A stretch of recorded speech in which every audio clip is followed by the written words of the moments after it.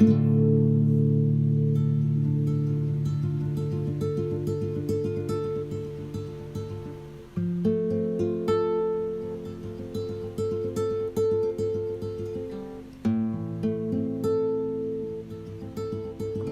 you to this masterclass. I call it a workshop. I call it masterclass, a shamanic training. I give you just a very short and quick background in how I got to be here in front of you today.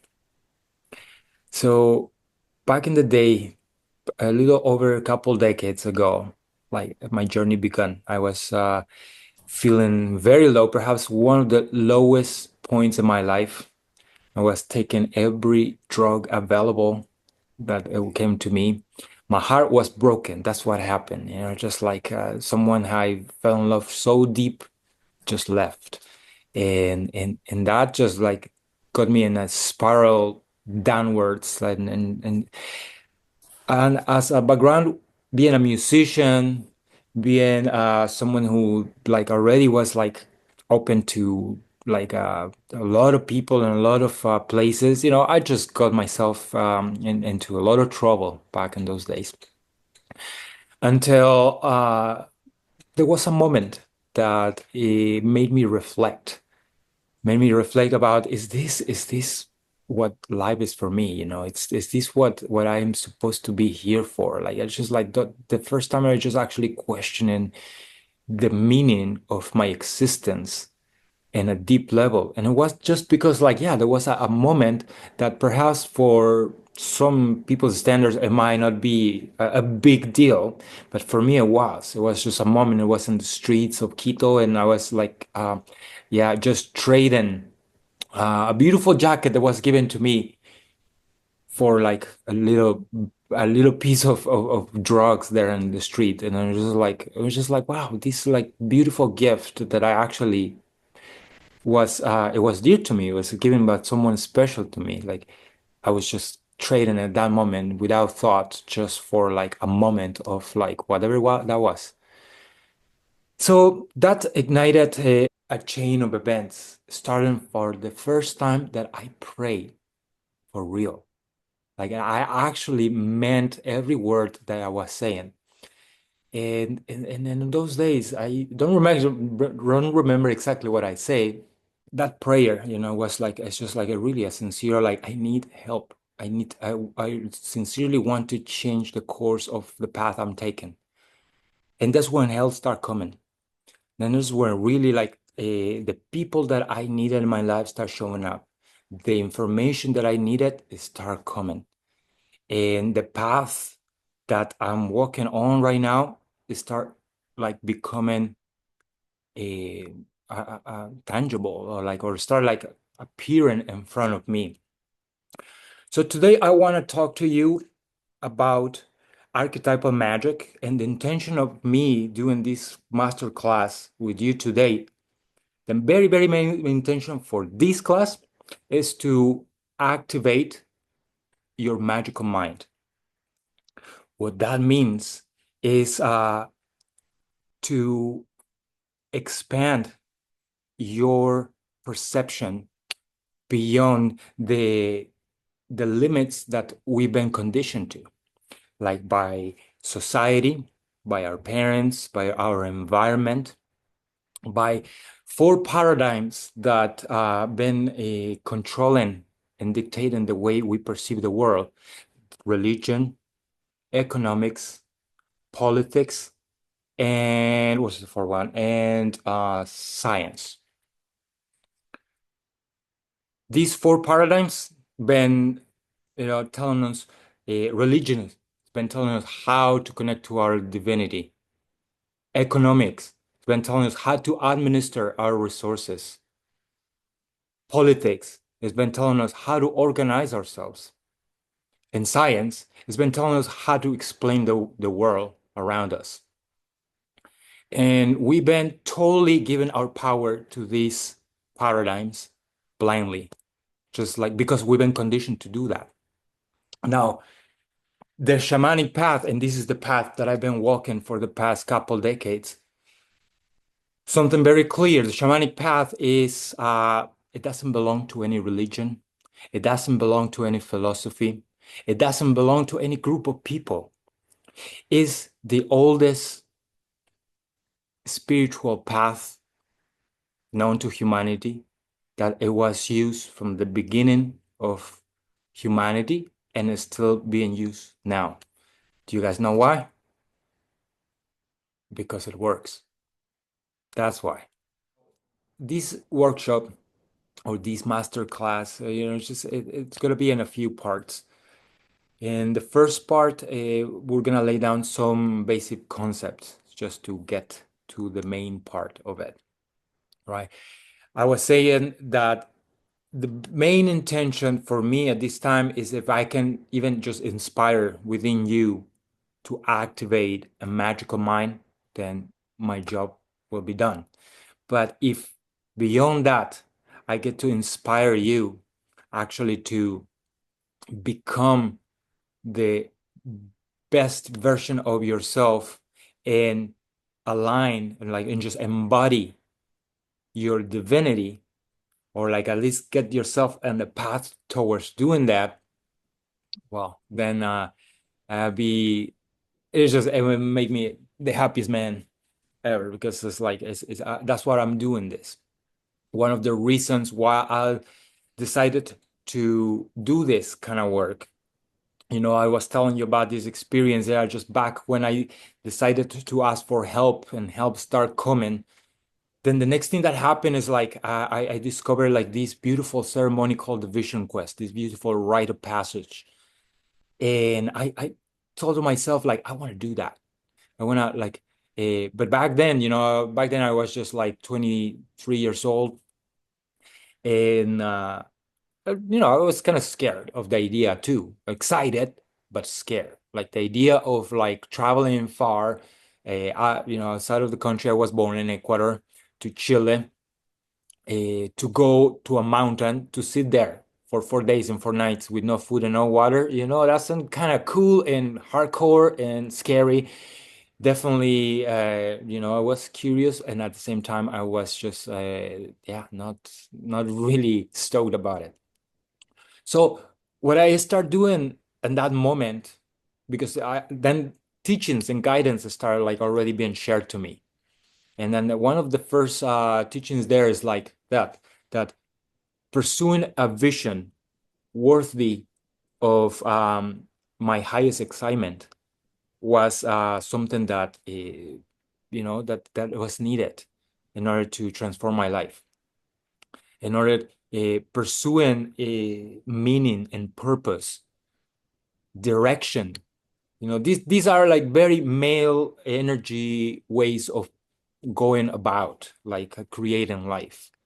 That's kind of like we're going to be talking like a little bit from that perspective today. We're going to also like maybe touch on the other side of things, which is just like the path of like being open and allowing, and just like not really like pursuing so much. So we need to have a balance between these two energies, like everything, right? Just in order to move.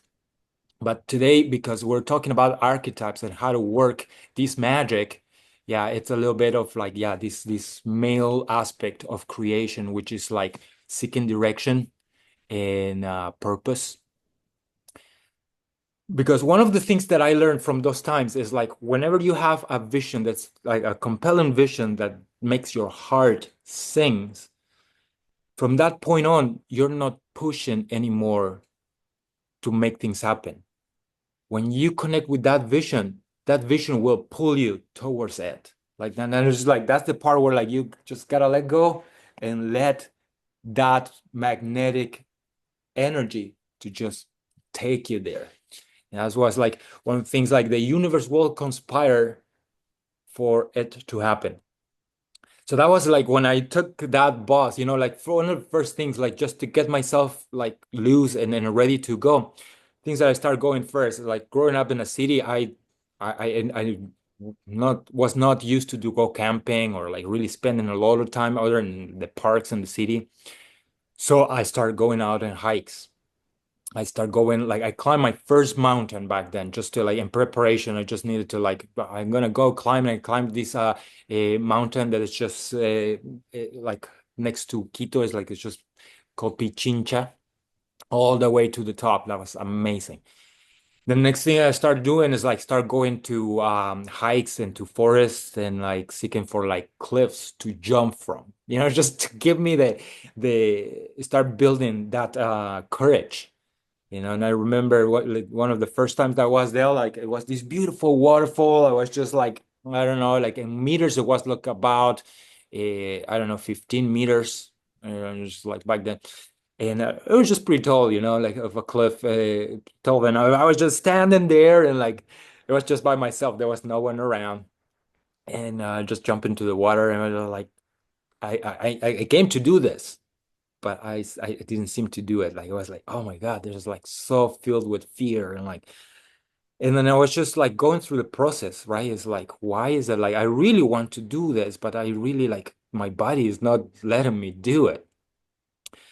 At one point, I decided, well, I mean, I can't be here the whole day. So then it was, and then one of the rarest birds, this was in a cloud forest in Ecuador, in a place called Mindo. There's this very rare bird that they kind of like tell you all about it, because there's a bird watching place that is rare to see it. And then poof, stand in front of me, this bird. And then on the other side of the cliff, because it was just like very like a ravine, very narrow. And I was just like looking at the bird. And then I said, I'm gonna let the bird decide for me. If the bird fly this, to my right, I jump. If it flies to my left, I won't, and I just leave. And the bird just had to go right. So in that moment, it was like it was decided. I jump and poof. So then those kind of like things, preparation, right? Just things like I'm telling you all these things because like back then I was doing all these things without really first full awareness of what I'm doing, but intuitively moving forward. And then just like later on, I'm going to explain how all this piece together. But then just going back down in Chile, 5 days all the way to Chile, I was stopped at the border. At the border was like, no, you can't come in. And back then I just had enough money to go to that camp to sit for 5 days, 5 nights with no food, no water, and have my guitar. It was all I had. Like it's just in my desire to be there and do that. So when I was in the border, I was starting to feel actually again just feeling with feelings of fear, feeling like all these things, all the deep disempowering feelings that we're gonna look through in the next little bit. And I was almost ready to give up, but I also couldn't give up because I was just like now in the middle of nowhere. That border in between Chile and Peru, where I was, is a desert, and like it's just like you just don't stay there.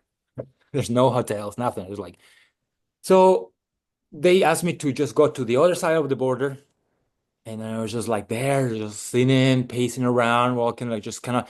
I called to the camp that I was going. It's like, hey, you guys gotta call the border and tell them that they gotta let me in because I already paid for this, everything. What they told me is like, in Chile, there's been a lot of political things. The dictatorship in Chile was very heavy. So the kind of things we're doing here in this mountain, we cannot just spread them out like that, especially to the border. And so, sorry, you're on your own. That's how, like, just so I was even, oh, this is, oh. And again, the second time that I think I was praying again sincerely, deeply, just connecting. Because, like, yes, when you lose, perhaps like there's nothing else to lose, you're just there. Then you start like connecting sincerely. And all of a sudden, after I was just done my prayer, just asking like, oh, I am really connected. I really desire, like, have the desire to do this because I mean it. I want to change my life. I want to like have purpose. I want to like do better. Then a little girl showed up, and then she's like, "What are you doing here?" It's like, like I explained everything. She said, like, "Why don't you try again?" After an hour or something, like they might change shifts over there. Like she explained that to me. And then I tried again, and poof, I passed through like no question. The first time that was like 100 questions asked. The second time it was like, oh yeah, welcome to Chile, poof, and was there. And that was the beginning of all this. So I'm telling you all this story behind because all along, like without knowing, I was activating one of the first empowering archetypes that we're gonna be actually talking about today. That's the warrior. And this is also that's the second main intention of this workshop. First, activating your magical mind. Second, inspire you to walk a path of self-realization. And third, by activating the warrior archetype. And that is going to be my mission today. How's the sound of that? Give me a thumbs up if you are into it. Awesome. Thank you. So, what are archetypes? But before we do that, I'm gonna take you on another thing because it's a shamanic class, right? So like we're gonna, can you guys hear it? I think I gotta activate also this sound here. How about there? All right. So I'm gonna ask you to close your eyes and connect with your breath. And as we do this, just follow the sound of my voice and connect with the drum beat, okay? Focus on your breath. And as you hear the sound of the drum, feel your heartbeat. You're tuning to it, synchronizing. And you're feeling the excitement of an adventure. You know that in this adventure, you will connect with someone very special. Someone that will help you connect with your personal power.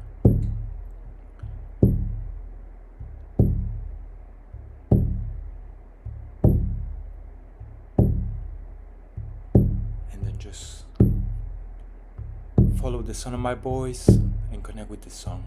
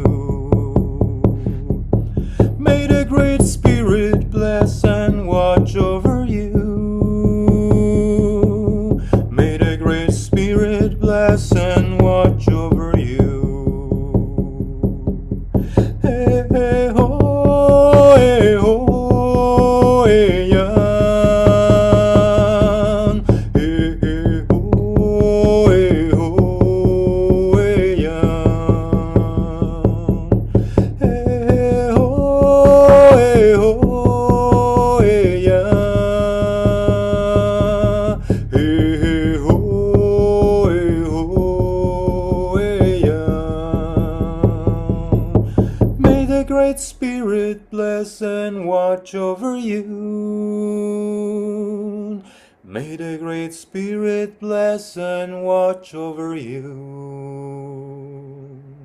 And may the Great Spirit bless and watch over you. May the Great Spirit bless and watch over you. Hoo-yay-yay. Now you can open your eyes, and when you're ready, continue to get back to this place. A blessing song for your journey, this very beginning. I really take it like this, and I hope you're taking it like this too. Right now, this is an initiation time, because as within the world of shamanism, it's all about symbols. It's all about a connection with higher meanings, given higher ideas, higher concepts than the ones we're used to. So this, as it is a class and it's a person talking to you at the same time, you know, what I'm about to share with you, they are ideas and concepts that come from very like ancestral cultures, and that they've been like held by humanity for a very long time. There are actually ancient technologies, but and the reason, and you know, like I was saying, that to activate a magical mind is so important, because when we are just with our conscious mind, rational mind, you know, that's just a 10% of our life. And if we focus all our energy on just that 10% that is creating our life, it's just a very limited way of living. And here's my invitation to like just, when you activate a magical mind, you are opening to the other 90% of our capacity, which is you know, like our super conscious mind is divided by like our conscious mind, that's a 10%, then our subconscious mind, which is about like a 70%, and then the other left, you know, the other like 20% that is left is our like unconscious mind, and more, like, you know, just because like there are things, the conscious mind are things that we know, unconscious mind are things that we don't know, and our unconscious mind is like things that we don't know, which is like, is even vaster than that actually, in terms of percentages.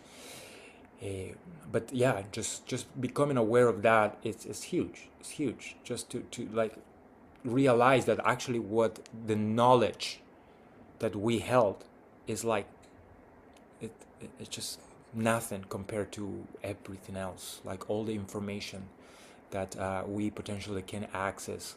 And we can access it when we activate a magical mind. What this means is like really opening to the realm of imagination. That's the very first thing. Imagination is our channel between our highest self to our earthly self.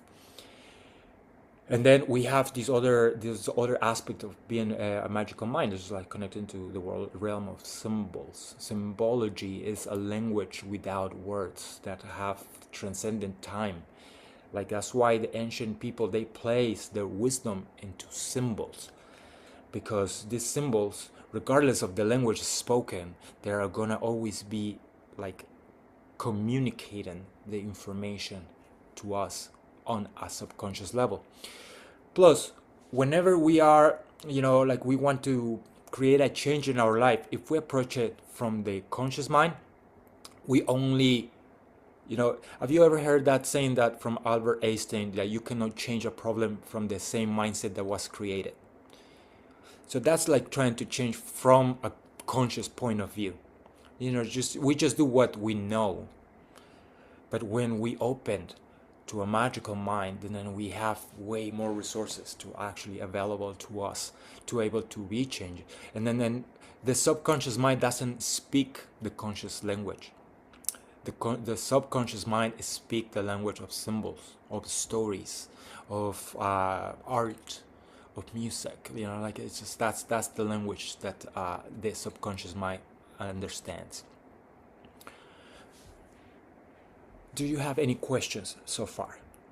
And then please feel free to just let me know if you have any questions. There's something there that like you really just raise your hands, and we can like create a flow, and not just let me just talk to you the whole time. I like it to be a bit interactive as much as possible. And so, do you have any questions? If not, just give me the thumbs up and we just like continue. Thumbs up. All right. So what are archetypes? Archetypes are universal symbols, that or patterns that exist across cultures. That they are like information of different. They are deeply ingrained in human psyche. Is one of the works of Carl Jung. He's the one of the people that made this concept kind of popular, in the realm of psychology. Just to really because like within when we look at these ways, these characteristics, these characteristics that personalities that are very common and repeat a long time in all cultures. We have for example, one of the most known archetypes, nowadays is the hero. The hero is in all stories. The hero it's connecting with that part of yourself that place yourself in the center, and that's another aspect of activating magical mind. When you begin a path of self-realization, it's very important,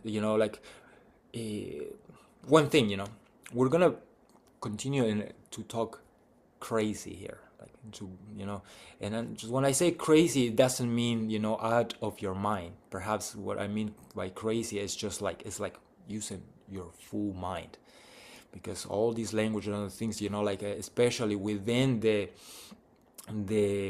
confines of modern society and everything that we learned. That's why it's just they used to call this shamanism, these practices, crazy, and the world of the devil, or savages, don't comply with the norm. But that's the path of shamanism. The path of shamanism is just when you are on a path of growth. And if you just confine yourself to culture, to religion, to science, economics, the paradigms I was telling you, you put yourself in a box. That's just when you live within culture, you put yourself it's a container, and you can only grow just to the boundaries of that container. No more, because it's a container. But when you choose to walk on this path, then you get rid of the container. Because if you're really up for growing, there's no container that can really hold you. This is one of the things, and one of the reasons I'm so passionate about teaching about this is because I love also opening or breaking the myths. One thing about shamanism, that is oh, that thing is just for the chosen ones, that is just for the indigenous peoples that are that, shamanism, oh, that is it's not for me, it's I invite you not to disqualify yourself from this. Actually, shamanism is just a label. But if you don't have that label, we can also call it the path of self-realization, the path of wisdom. And this path is invisible until you choose to walk on it. So what are the applications of archetypes? In human development, you can use archetypes as a framework for personal growth to really forge an identity. Why is it so important to have an identity? Because as a human, we have been chosen to incarnate in this human form. Thereby, you have chosen to experience separation, individuality, and because of this, one of the main problems that are happening right now in the world is like that we have a lack of identity. We're really we have a lack of a self-identity, just like a personal identity, and we have a lack of identity within our group, within our community, within our planet. right? It's just like, and that's what this modern society is creating, this monoculture of humans that want everyone else to like to be normal, meant to be the same. And but you know what happened when you plant the same plant over and over and over? You know, the soil start getting depleted. Then soon enough you start have to take measurements to like, you know, facilitate their growth. So you put pesticides and you know. But what happened when you actually invite diversity into your garden? That's what the indigenous wisdom is all about. That's what shamanism is all about. It's just to bring this diversity. So that's roles like you know, like in the practical use of archetypes. You know, when you start tuning in to these frequencies, to like specific frequencies that, in this case, for example, I was telling you the warrior.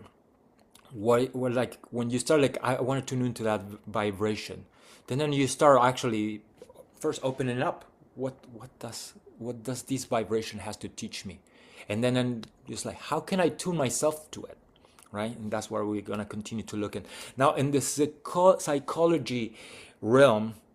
You know, the application of this, you know, in terms of getting to recognize, you know, in terms of archetypes. That's why we have two sets of archetypes here. We have the three archetypes that disempower you.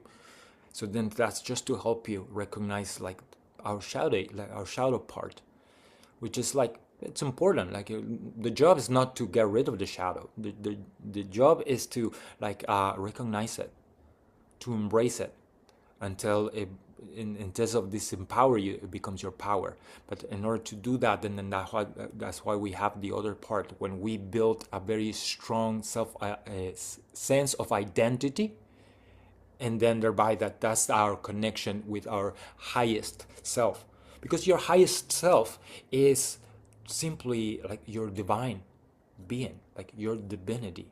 It's like it's you in the future, of that future that you want to attend. That's why I'm telling you, when you connect with a very compelling vision that makes your heart sing, and then in this work you start connecting with that version of yourself that is living already that vision, that's your highest self, at least one aspect of it. Because essentially your highest self is God, or the source, or the universe, or however you want to call it, the one with many names. Because there's these four laws of the universe. I don't know if you ever connected with the channelings of Bashar. You know, Bashar is you know, this channel, this entity that's being channeled by this guy named Daryl Anka. He has channeled these four universal laws that I like to share this like with you. I know you, Angela, and Devin, like Mark also shared them in at the end of this ceremony. Very beautiful. But you know, these four laws are like, first one, you exist. Because you exist, you always have, and you always will. The second one is you are part of all that is. There is no way that you can be outside of all that is. So don't consider yourself that special that you can be outside of all that is. That's why that's when we fall in, and you know, the victim sometimes. You know, we're gonna get there. You are part of all that is. So deal with it, embrace it. The third one is reciprocity. This beautiful law of the universe, that everything, every vibration that you put out, it will return to you. So if you do good, good will come back to you. And you know, but that's how we learn. That's part of this school that we are in, on this third dimensional world as humans. That action reaction, everything we do will teach us something. And then the fourth law is that everything in this universe is in constant change, always changing and changing, except for the first three laws. Now, moving on. In shamanism, archetypes are very valuable. Like, it's just this part of archetypes. Why? Because, and then that's where the part of archetypal magic comes, that we're first concept archetypes. And shamanism is very important because, as I was saying, shamanism deals a lot with the world of symbols. When we start understanding about symbols, it's energy. It's actually working with energy, giving energy direction, and just like giving it now like a form, a shape, in order we can work with it. We can now do something with it. Now, the word magic, what does it mean? The word magic, what it means is it comes from a Greek word, Magick, and it also comes from like in the Middle East, like there was this magi, also a way of doing things, which is like a priesthood way of doing things. It means wisdom. It means shamanism comes from Siberia, and shamanism and this tribe that the word comes, it means the one who knows. A shaman is someone who knows. In South America, for example, where I come from, we call shamans, we call them yachaks. That comes from a Quechua word that is yachay, that means wisdom. In English, like wizard, the word wizard or witch, it comes from the word wisdom. So in essence, like, well, I'm telling you, and then that's why magic is just like tuning in to the wisdom of the archetypes. That's what is archetypal magic. Synonymous of magic, well, there's enchantment, there's wizardry, mysticism, wonder, there's miracles, marvel. There's like, that's the word magic. And the applications of magic is just really is to harness imagination, to set intentions. That's how when we pray, we gotta like use these be very intentional about our words, embodying presence, integrating your shadow and your light, connecting with universal energy, and cultivating resilience and adaptability. That's just like, so now that's why activating magical mind. So let me ask you now, and then I'm gonna ask you, Neil, first. Like, what is for you? How's that important? How do you see the importance of activating a magical mind in your life? The importance of activating the magical mind. I guess, like you were saying earlier, I mean, shamanism for you is opening everything up. So that sense of expansion. So stepping into a world that is not limited. And I mean, I agree with you, like all of the, religion, politics, economics, and I forget what the last one was, but we've been inculcated or sort of taught to think in very limited ways. And so it's nice to step into a world where there's a lot more options and there's a lot more expansiveness. So, Thanks, Neil. yeah. I appreciate that. Yeah. How about you, Devin? Yeah, I agree with Neil. I think I've lived my life with a lot of boundaries or conforms, and just what I've known is what I've known. And as you mentioned, it kind of being in a container. And I think with imagination, you can be whatever you want. You can create whatever future you want. And as I identified in ceremony, like really the affirmations that we tell ourselves are so true.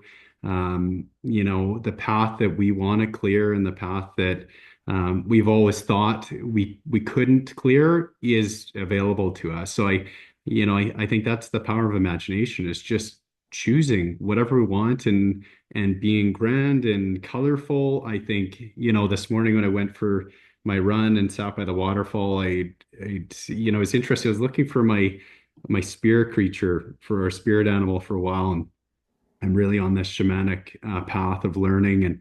And I had one dream where just out of nowhere I had this wolf appear, and I was like, wow, I think that's it.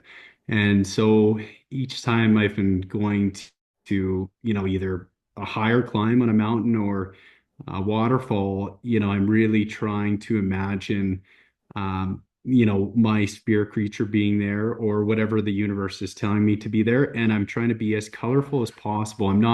The imagination I had before was pretty limited. Truthfully, I think, oh, it's imagination. I'm thinking about this, but Soniko, we had a great conversation amidst a few or many conversations on the weekend, and something I felt was very profound. Soniko got me to go through this exercise of closing my eyes and envisioning myself, walking up the steps of the home that I grew up in, and knocking on the door and really hearing the sounds of that knock, and opening the door and going inside, and sensing the home and smelling the home. And it was just so profound. And Soniko goes, "Now open your eyes." And he goes, "Think about this. You just transported it to yourself. You were just at two places at once." And it was just such an amazing sense, because I was like, it is something that we easily overlook, that our minds can control, can actually transport us through time and through location. And so that's what imagination means to me. Every day I wake up, I'm really paying a lot of attention to intention and imagining what my day is going to be, and the reciprocity and everything else. But it all falls in line. So I think the idea of magic is quite a bit more grand for me right now, because it's all connected to imagination. Amazing, Devin. Something that you say very important, through imagination, we can create whatever we want. Isn't that of an empowering feeling? Now, the work here is like really tuning into our pure desire. That's how we're gonna get there later, but that's just how we tune into pure desire. Like when it comes to a pure place, I mean. It's the difference of a desire that comes from an ego-driven motivations. Yeah, Angela, would you like to share what's the importance of activating a magical mind for you at this time? Well, I feel like I've always tried to activate a magical mind in my life. To me, I've never wanted to be held, and I like to be free and just have like the most freedom possible. Um, uh, and I feel like I've always thought about, I don't know, as a child, I was a kid that was always getting the alien books and all the like the haunted stories, and just tried like all the mystic stuff. And I remember I would ask for Christmas like the Encyclopedia Britannica on like aliens and haunted houses and just psychic experiences, and just would really like from a really young age just seek that out, and just always investigating. And when people would tell me I grew up, this workshop's super interesting to me because of the archetypes, that I grew up in that were so imprisoning in my mind. And now that I'm an adult and I've been away from this thoughts, conformity and the people kind of driving that conformity and just trying to make that my existence. Yeah, it's just been really liberating. And I've often thought, wow, I don't feel like I could ever be caged because of that subconscious mind that we were speaking about earlier, and imagination. I just feel like if you can take yourself out of, if you're uncomfortable, if I'm in any room, or I felt like if I was in prison, even as long as I had my imagination and my subconscious mind, I wouldn't really be in prison. So yeah, I'm anxious to learn more about all of this. So thanks for letting me share. Oh, amazing. Thanks, Angela. Super appreciate your share too. Yeah. Scott, would you like to share?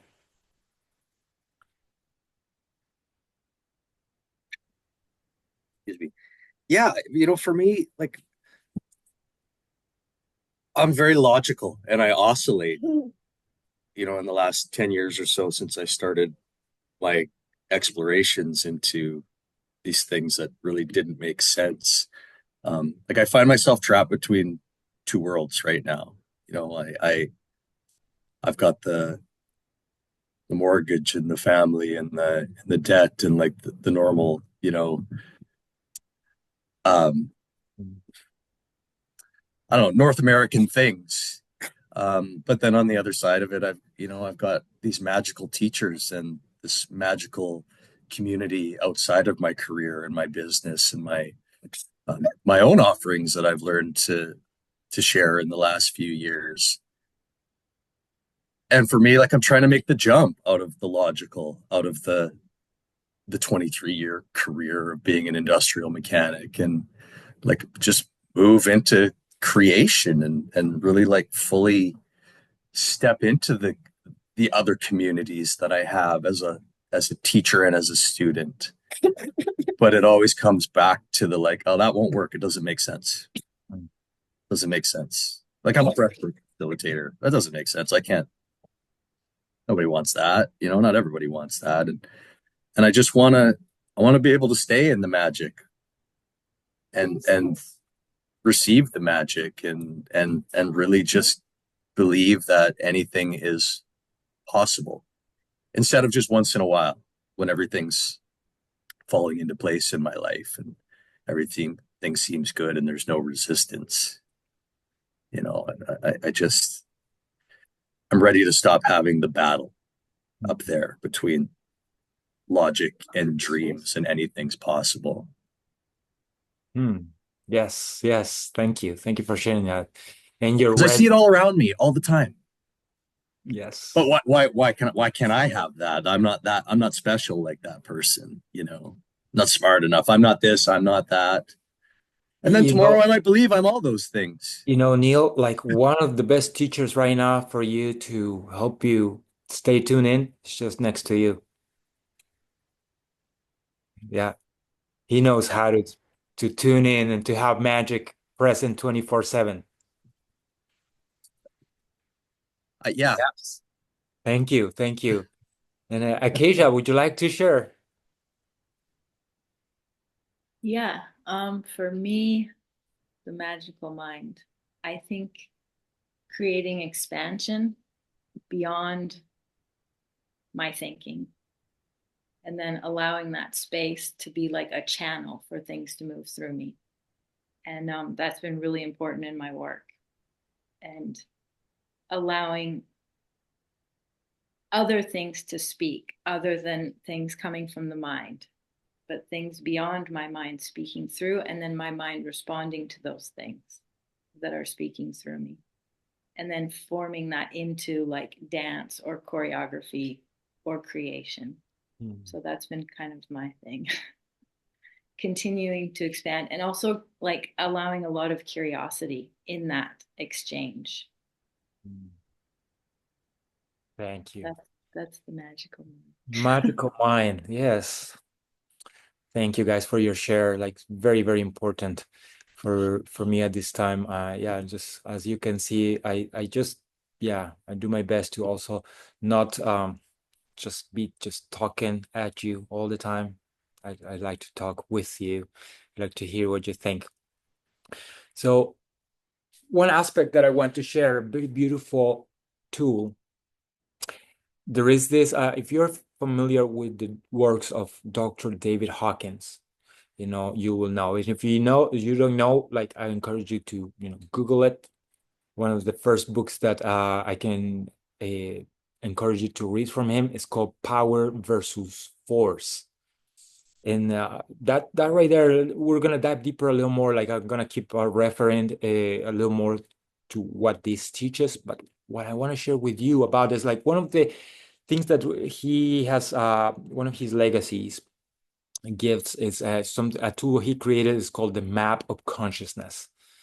You can also Google that and you're going to see a beautiful chart that is like it's in the form of a rainbow. There's scale of numbers. It really is from 0 to infinity. But then in this, like just in the practical sense, very quick, I'm going to give you a download. The lowest number is 20 as correlated to the level of guilt. The highest number is 700 to 1,000 and is correlated to the level of enlightenment. And what this tells you, and then everything in between, just there's a threshold of 200, which is like from the 200 down, it's like ego-driven, like survival mode, fight and flight, and forceful levels of consciousness. So low levels of consciousness. But above 200 is where high consciousness lives. So very insightful tool that you like. I just Google it, download it, have it with you as a tool of self-reflection. And whenever you see a situation, whenever you see a challenge, whenever you see anything that has happened to you or for you, then you will be able to actually self-reflect and look and says like, what is the level of consciousness I am looking at things? And then, yeah, this is most of the time, like, for example, fear is a level of 100. That frequency or like, it's just that level of consciousnness. It's very prevalent right now in the world in many ways. When we look around, that's the thing. When we look around, we tune in into those things. But now part of this journey, and when you go like this, there's a couple of things. One is like, when you decide to become to walk on this path, the idea is that you don't look at your surroundings anymore for feedback. You look within, you create from within. So change starts within. And the other part of that, when you decide to walk on this path of self-realization, comparison, it's gone. Like, because we're conditioned to do that, from school, from very early age. We're always like comparing ourselves with everybody else. But every time we do that, when we start comparing, there's always that it's going to be, taller, it's going to be shorter, it's going to be fatter, it's going to be skinnier, it's going to be prettier, it's going to be uglier, it's going to be smarter, it's going to be dumber. And we're never going to be just like happy with who we are. But whenever we just go along this path, and then really, that's why I say just start forging a strong, meaningful sense of identity, creating it from within, then just comparison stops. Because there's no one in the entire universe that can see the universe the way you do. Neil says, like, compare is despair. I agree with you, Neil, in that sense. There's no one in the entire universe that can see the universe the way you do. No matter how hard you try to give that away. You can give everything away. You can give, like, even your life, you can give it away. But your viewpoint, your perspective to the universe, that unique essence of you, and that makes you sacred. That makes you special. So by acknowledging that, oh my goodness, it's like that's the first step to tune in to divinity, because you are a divine being. And you're here, like, you are a God that chose to walk here on this earth to have an experience. You just forgot all of it. And that's why that's the whole game. We made that deal. Like, we just like, well, I'm just gonna forget that I'm actually God just to see what happens. And then on the way, perhaps try to remember it. And it's like in the Eastern philosophies, that's the journey back home. But there's this paradox. At the same time, we want to go back. At the same time, we want to expand and get away from it. That's why we separate. That's why this human experience is one of the coolest experience ever. That's why for me, the path of shamanism, like, it really fell in love with it, because to me, shamanism is not a path to becoming spiritual. Shamanism is actually the understanding we are spiritual already, but we're here to learn to be the best human that we can be. That's why we're given this hardware so we can operate in this world. So now our mission here, or our purpose here, one of them anyways, is to learn to utilize this and to come and have the experiences and live the emotions and all like that. So one very thing, like, I'm gonna share with you, like, following this workshop, I'm gonna send you a document that I've been very excited writing it for you. And I'm curating different ideas in this document, everything that I'm sharing at this time. And one of them is like from the works of Earl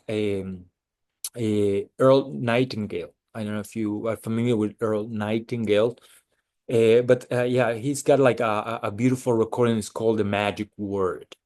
Yeah, you can actually listen to that on YouTube. You can like recommend it to use. Like it was always recommend to listen to it every day to create a really big changes in your psyche. But you know, the magic word and this whole thing, one of the first magic words that I'm gonna like share with you today is attitude. You know, it's like any attitude that you put into life. Remember, everything you give comes back. So it's like attitude is that vibration that you're putting out. And every, like, if you have an attitude that you can, then certainly you will. You can. If you have an attitude that you can't, then most certainly you will not be able to do something.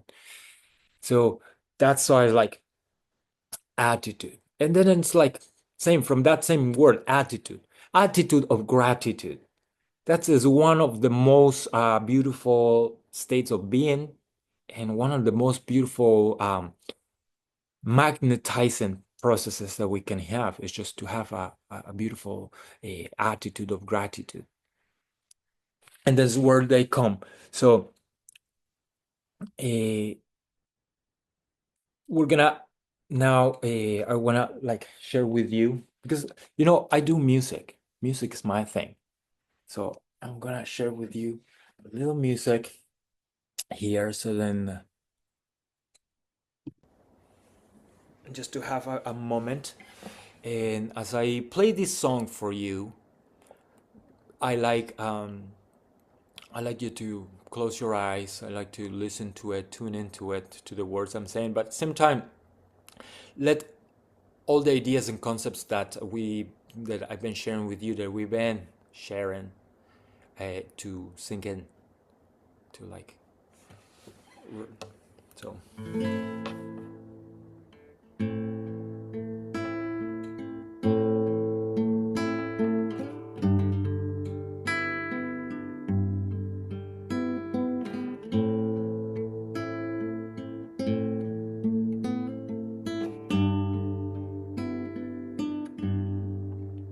I surrender the known for the magic to unfold. I surrender the old for the new. I surrender the ways that have held back my days. I'm leaving my prayer for true. I'm calling my prayer, it is simple and clear. It wants me to give and receive love. I'm calling the light to make everything right, and show me the way to just be love. And show me the way to just be love. I surrender the known for the magic to unfold. Surrender the old for the new. I surrender the ways that have held back my days. I'm leaving my prayer for true. I'm calling my prayer, it is simple and clear. It wants me to give and receive love.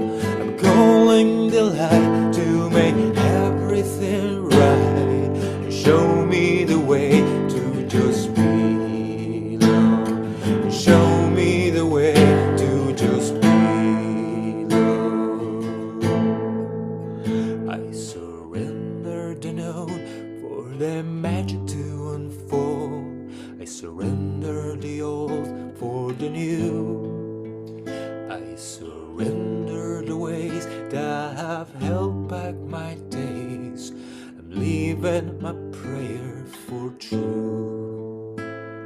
I'm calling my prayer, the simple and clear. It wants me to give and receive love.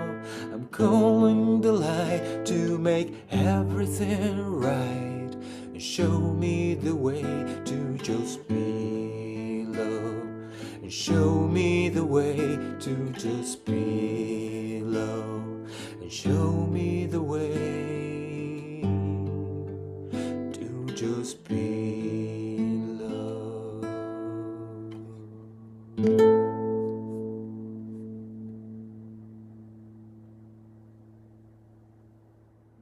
All right, welcome back. Nice job, Soniko. Thank you. Thank you. Thank you. Thank you. Yeah. So as you can see too, as I continue to share these ideas, these concepts, like I am like moving also, I am placing certain symbols along the way. So just part of working and just moving. And these symbols, that's what I'm saying, like music, like these ideas, are right now in specific, there's certain symbols. As I was saying, the first part of this thing in this introduction, which it took my time to do it, is just to lay some ground foundation. Now, the path of initiation and awakening to your sacred journey.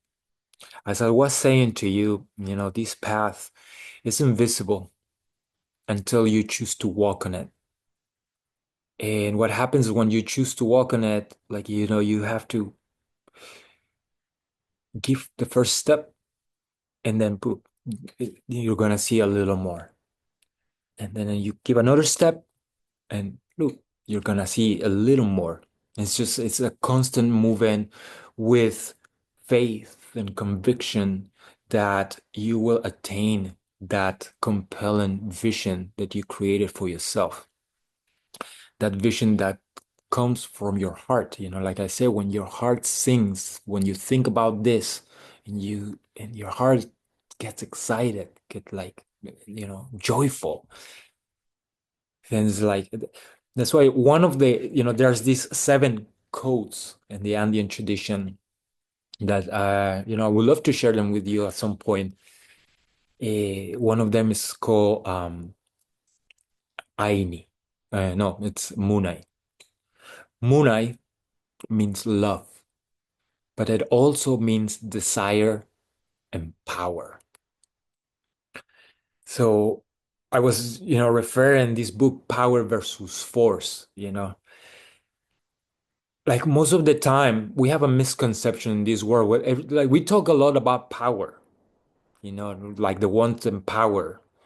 And when I get the power to do this and, just by submission, that's force. Like we're just having a misconception really what power means. That's why it's like this. I love this code because Munai is love. Munai is the ability to see the shine in everything, like the ability to care, the ability to invest yourself. Because when you really love something, then it's like desire is born out of that. Like just but like a desire that is pure. Because there's nothing that we do in this life that is not lit by a desire, like truly and simple. We've been actually taught like this word of desire is like we've been taught like actually to there's been placed shame on that.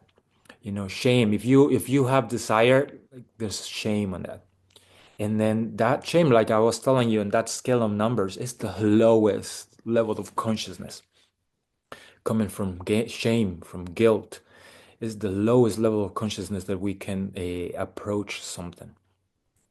So, but yeah, there's this extension that there is a place also where that is also true. Like if it's not necessary to like we got to be like feel shame about it or guilt for having desires, but we need to distinct where does the desire comes from.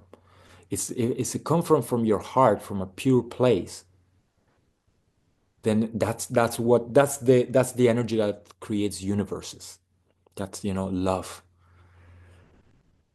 But if it comes from an ego-driven, like that's what like we create like by force, then that's where we got to be very careful and pay attention. Where does that desire come from? And then that when we have that pure desire, that's what creates the power to do it. That's why it's like that's love is the power that creates worlds, creates universe.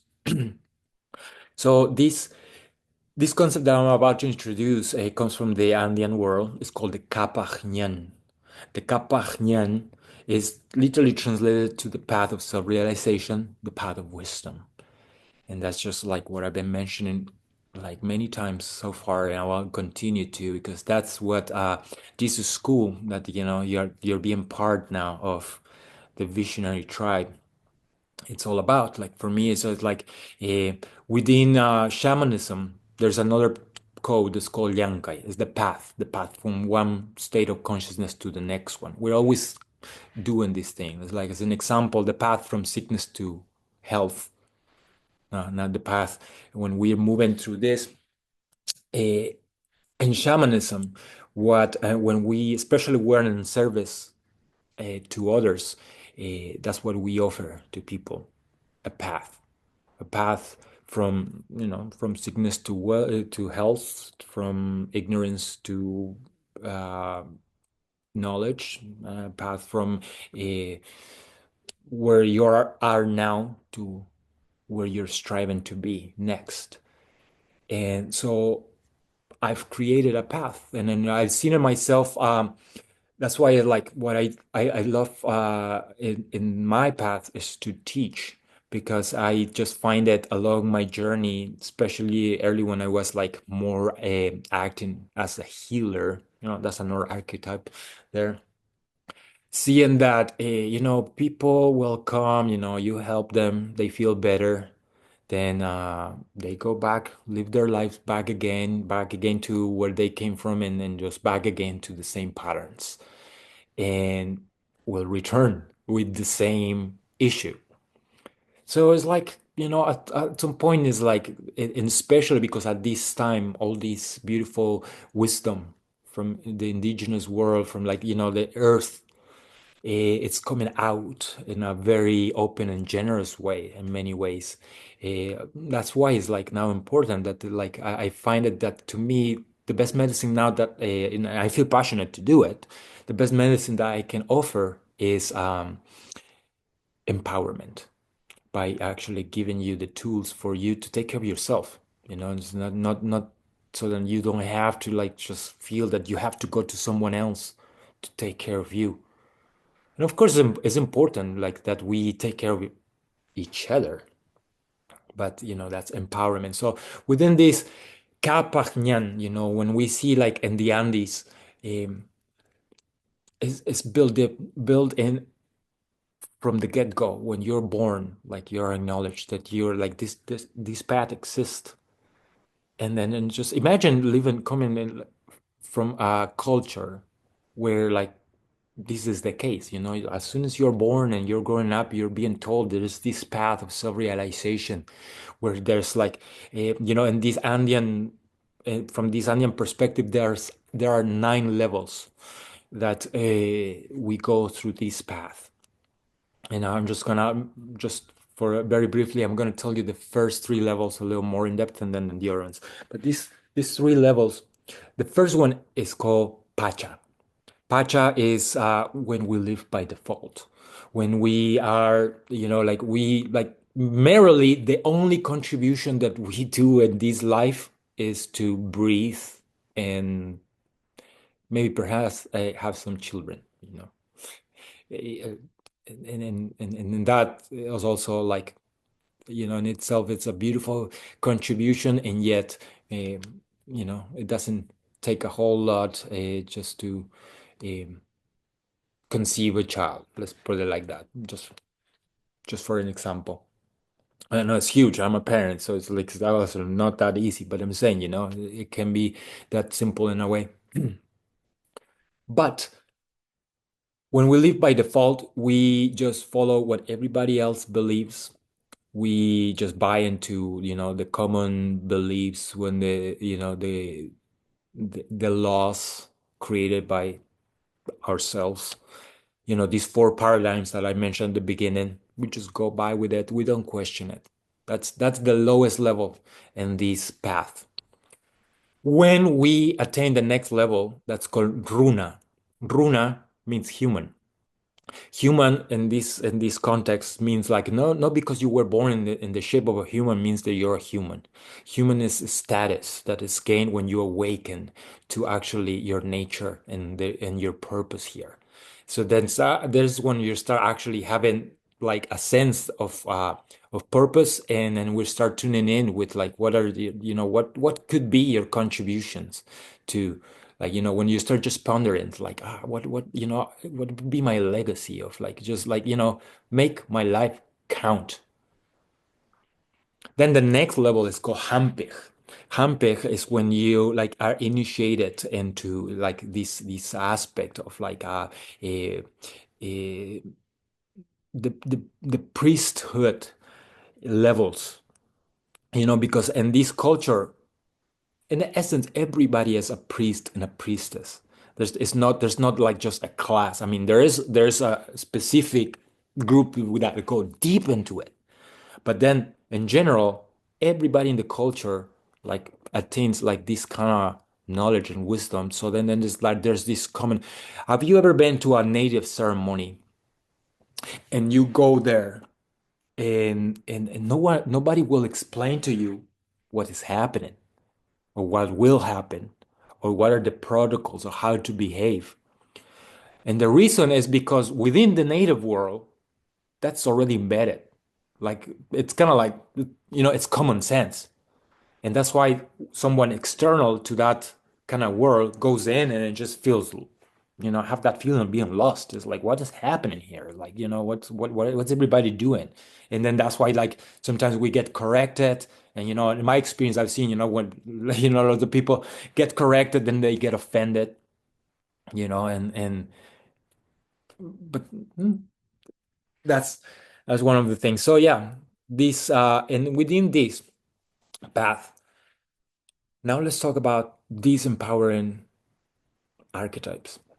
You know, because now you know there's this path, and then when we are living at this lowest level, because we all do all the time, you know, we go up and down in consciousness. It's not going up in consciousness is actually not difficult. You know, every time that you do something that creates joy for you, poof, you go high in consciousness. Every time that you are doing something you care, poof, you go up in consciousness. Every time you're having a great time and you're laughing, poof, you go high in consciousness. It's not hard to do that. But what is not easy is to sustain that. So that's why it's within the path of shamanism, then there are these different eh, tools, rituals, ceremonies that help you to keep that. There's just disciplines. That's what it's like. You know, in the modern world, the word discipline's been misconceived as well. You know, in the modern world, we take discipline as punishment, and that's why we try to go away from being disciplined because we think it's punishment, and nobody likes to be punished, right? But if you were to even just you know, change the context of that word, instead of seeing discipline as punishment, you say it as like self-love, then it has a different meaning. Now, like then because one of the things is like, and we're gonna get there, you know, it's becoming your own parent, you know, to have that amount of love for yourself that you are willing to discipline yourself so that you can attain that vision that you set yourself, that you like, it makes your heart sing. You know, it takes action, it takes some work, it takes some focus. And when you are walking from that point of view of high levels of consciousness, you know, it's like the path can be enjoyable, you know. So three archetypes that disempower us. First one, the victim. You know, perhaps we're all familiar with this path, with this archetype, the victim. Victim, this archetype, you know, it keeps us rooted in blame and powerlessness. You know, it whispers, why is this happening to me? You know, and perpetuates feelings of helplessness. When we come from this archetype, we have no power to change anything because everything always happened to us. You know, we have no control over anything. And yeah, it's very hard to live from that place, but we all been there, you know, we all go there, like we're conditioned to be there, you know. So it's not there's no shame. And it's just like we're here all to learn, and we're like that's part of the things, you know. But when imagine what happens when we create from that place. No much. Actually, nothing happens because everything happens to us, you know. The next archetype is the savior. This one here is very important and interesting to recognize because, like, actually, we've been conditioned by the, you know, past couple thousand years by the latest religious path that been like smashing it into us, you know. I have nothing against Jesus and the teachings that he brought to this world. But you know, the institution, you know, that was created on his behalf, you know, not by him, but just uh, based on his and on his teachings, you know, put him onto like imagine what it's like to get out of your way to die for everybody else's, you know, just so then everybody else's don't have to do their work. So that makes no sense. You know, that's so we've been conditioned by that. We've been placed that this a status of savior as a high value. You know, it's like it's kind of like very altruistic to actually get out of our way to help the ones in need. You know, because of course serving and supporting the ones in need is important, but we only can help the ones who help that ask for help, not the ones who doesn't. So then that's the part of the savior. That's the trap of the savior. Whenever we are out of our way to just try to help others, what is happening is that we are not looking at ourselves. You know, the savior, like, you know, through seemingly benevolent actions, you know, seem like this archetype can lead to over responsibility, where we sacrifice ourselves to fix others, you know, and then often neglect our own needs. That's why it's a trap. That's why it keeps us in a lower level of consciousness. And that's why there's where it comes like guilt, you know, because like yeah, you're just like sometimes we feel guilty. It's like I should be doing something for this person because I see what's happening to them. But hey, and the third one is the executioner. You know, this archetype judges harshly. You know, both ourselves and others, reinforcing cycles of guilt, shame, and control. Like reinforcing. Now that's the enforcer of like you should be ashamed. You know, you should be. You know, like as parents we fall into this archetype very often if we're not careful because you know we're trying to do good for our kids, we're trying to teach them well but we do what we can.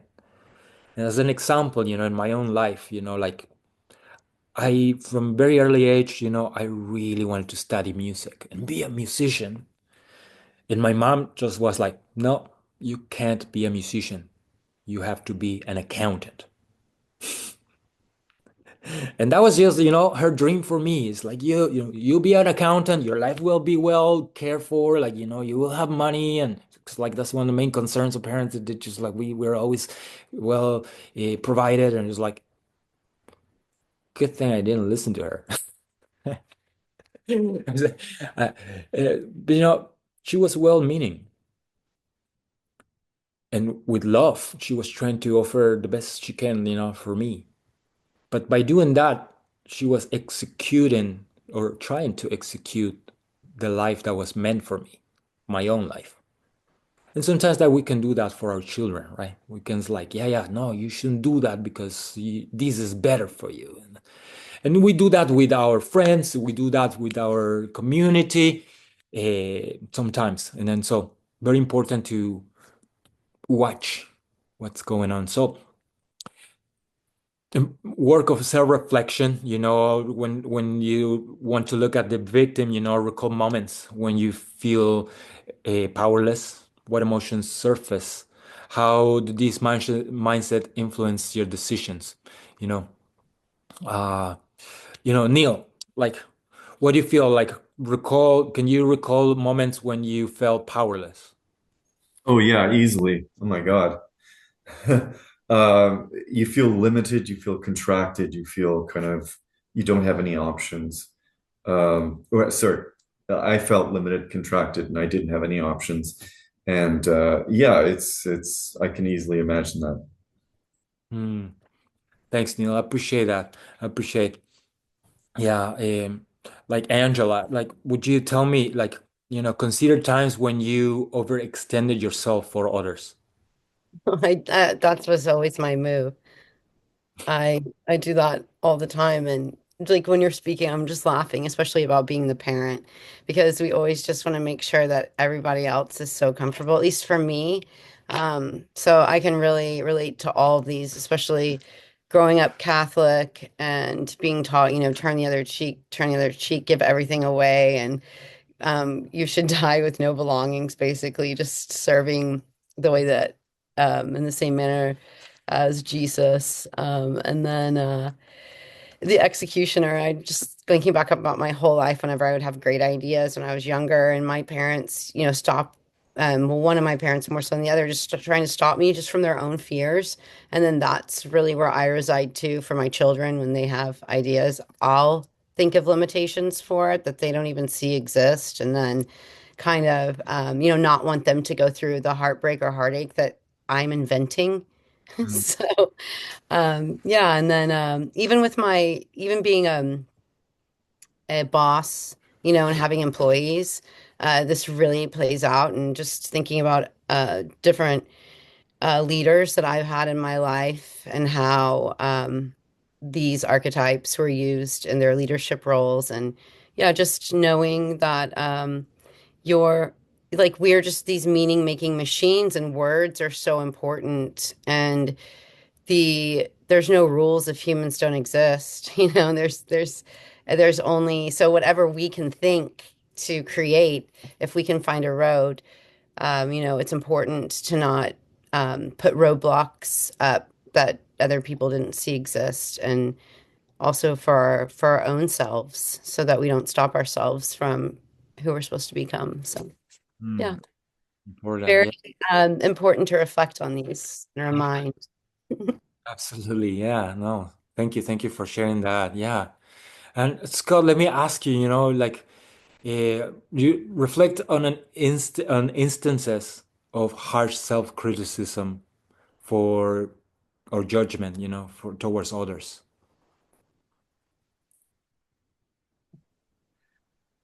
or yourself too, right? Well, I am very hard on myself, to the point where I sometimes develop this expectation that others around me feel the same way, particularly at home. So with my partner, um, and like with my son, my beliefs about myself become these beliefs that I implant outside of me and assume that others have those beliefs of me. If I don't have self love for myself, then sometimes there's this manifestation that say Mariah doesn't love me, which is bullshit. But at times I want to hold on to that so that there's power in holding in creating that dynamic, right? If people think that about me, then it's not my fault. And I see that. The funniest thing about that is when the dynamics play out, I could see both sides of it and see that I have a choice sometimes. And sometimes I choose the empowering choice to go, that's not true. And that's a dynamic that I'm making up. And other times I kind of want to like wallow in it a little bit. Mm. And it's the most frustrating part is being aware of it and sometimes allowing it to play out anyway. Mm. And I see with my son the dynamic. You talk about the executioner, and um, I'm very aware of this, and I think I catch myself most of the time. But seeing when there's things that are happening with him, his behaviors where, you know, whatever, there's something that irritates me. It ruffles my feathers. I don't like that he's doing this. You know, or he's doing something that I don't approve of. And quite often what I see is he's just mirroring something about me that I don't like about myself. And when I talk about being that linear, logical guy that chose a career that was safe, and I see my son just doing, he's 7 years old, doing whatever he wants. He doesn't have any limitations yet. And there's this part of me that wants to stop him. And then there's this part of me that comes in and goes, the only thing that pisses me off about that is that I'm not doing that. He's living my dream. Thank you. That gives me pause there quite often, because I want to see him blossom into whatever, you know, a musician. I don't want him to be an accountant. Please don't do that. Right? But I have to stop Let's keep myself on that. because of the ways that I've stopped myself. I have to go, oh no, this is not what I'm trying to plant in him. Yeah. I want to learn from him. I want to do what he's doing. Yeah. Thank you. Thank you for sharing that. Thank you. Thank you for asking the questions. These are great. Thank you. All right. Well, we're gonna take another here, and I'm gonna ask you again. I'm just gonna move through a bit of integration with this. Please close your eyes and tune into the drum once again.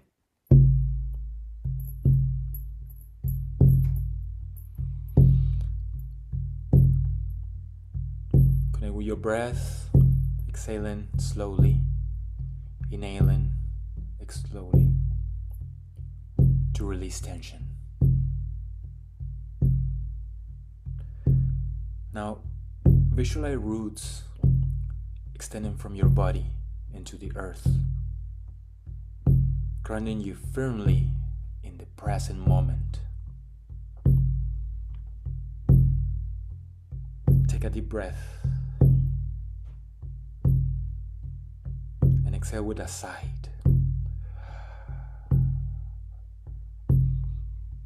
Now picture yourself walking along a beautiful path. As you walk, these three archetypes, the victim, the savior, and the executioner, emerge as figures on your journey.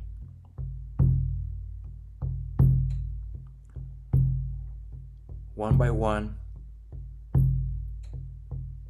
face each archetype.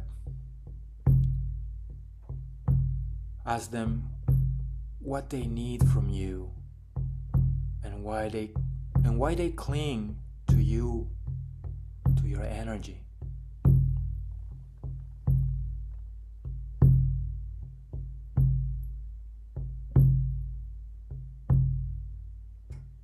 Acknowledge their presence and thank them for the lessons they brought to you.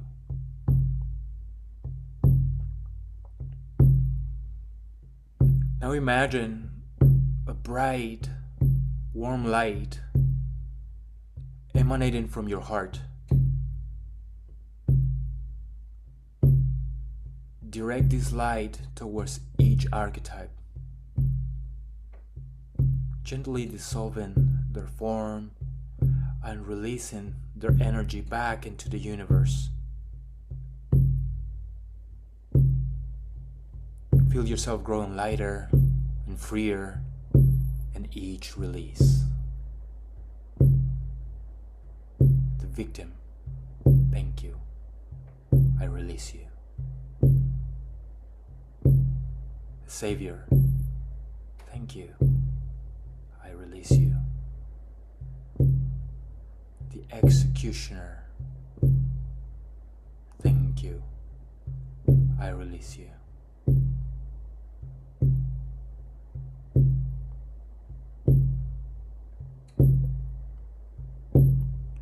Now, take a deep breath and hold your breath like deep and hold it in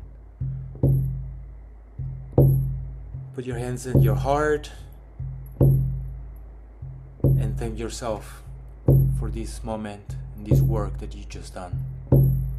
And let go with a sight, with gratitude.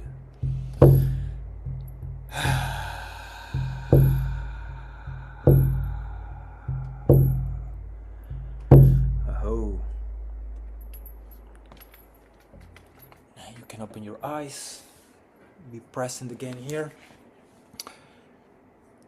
And we're gonna take a 2-minute break in case you need to go to the bathroom, in case you need to take a drink of water. Drink some water. Keep drinking water, please. Like, keep just hydrating yourself. I forgot to mention that at the beginning, but it's part of the housekeeping. Drink lots of water, especially through this time. What is happening when you hydrate yourself, it helps your body to become a better conduit for energy to move through you. And secondly, it will help you flush out all the things that are lingering in your body. Just getting your vessel clean, just to, especially the next part, which is like, now we went down. Now we're at the bottom. There's no way going lower than that. Now just prepare yourselves to go up. So when we return, Acacia is gonna like take us in and just gonna like just get us all like moving and flowing. But let's take a couple minutes for going to the bathroom and do what you need. All right? See you in a couple minutes.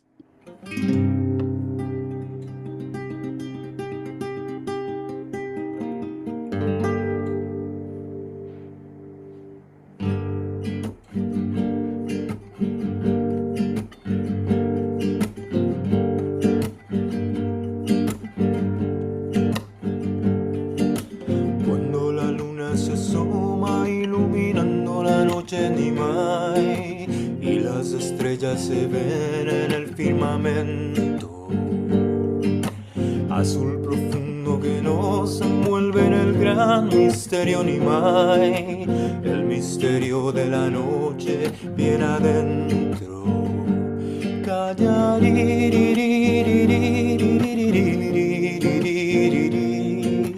Es la presencia del Espíritu Eterno.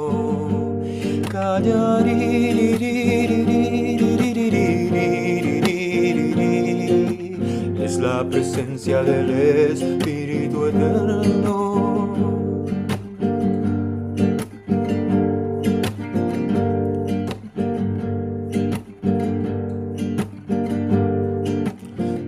Raíces profundas las que nos dan sus secretos Nimai, medicina de los Andes bien adentro, abriendo nuestras conciencias, abriendo corazones Nimai, medicina de los Andes bien adentro.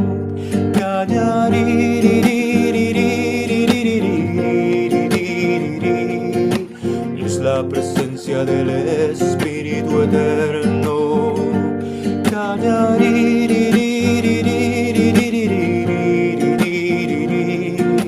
Es la presencia del Espíritu Eterno.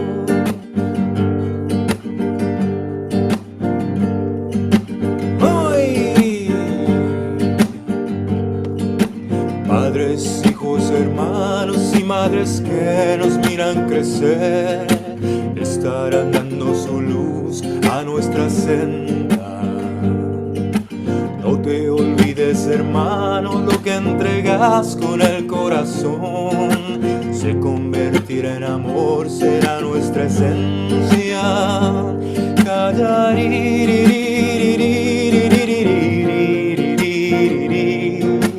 Es la presencia del Espíritu Eterno.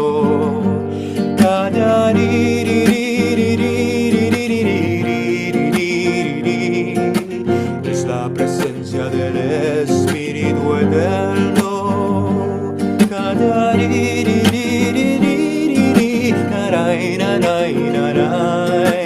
Es la presencia del Espíritu Eterno.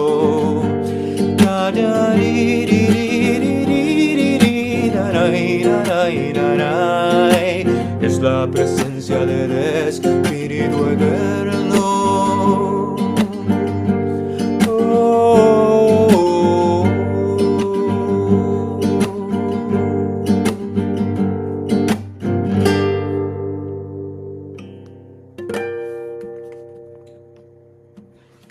Soniko, I don't know if it's possible to sit still during that song. Man, it just moves me. It's so amazing. Good job.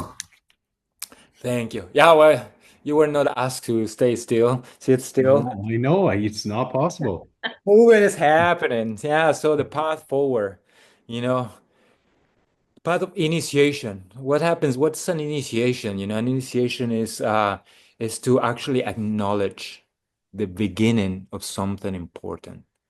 That's what it's like an initiation. Sometimes, you know, we mystify that so much, especially, and that's why we're so disconnected with like earth wisdom, shamanism, or however you want to call it, because it's like, oh, it's just for like the chosen one.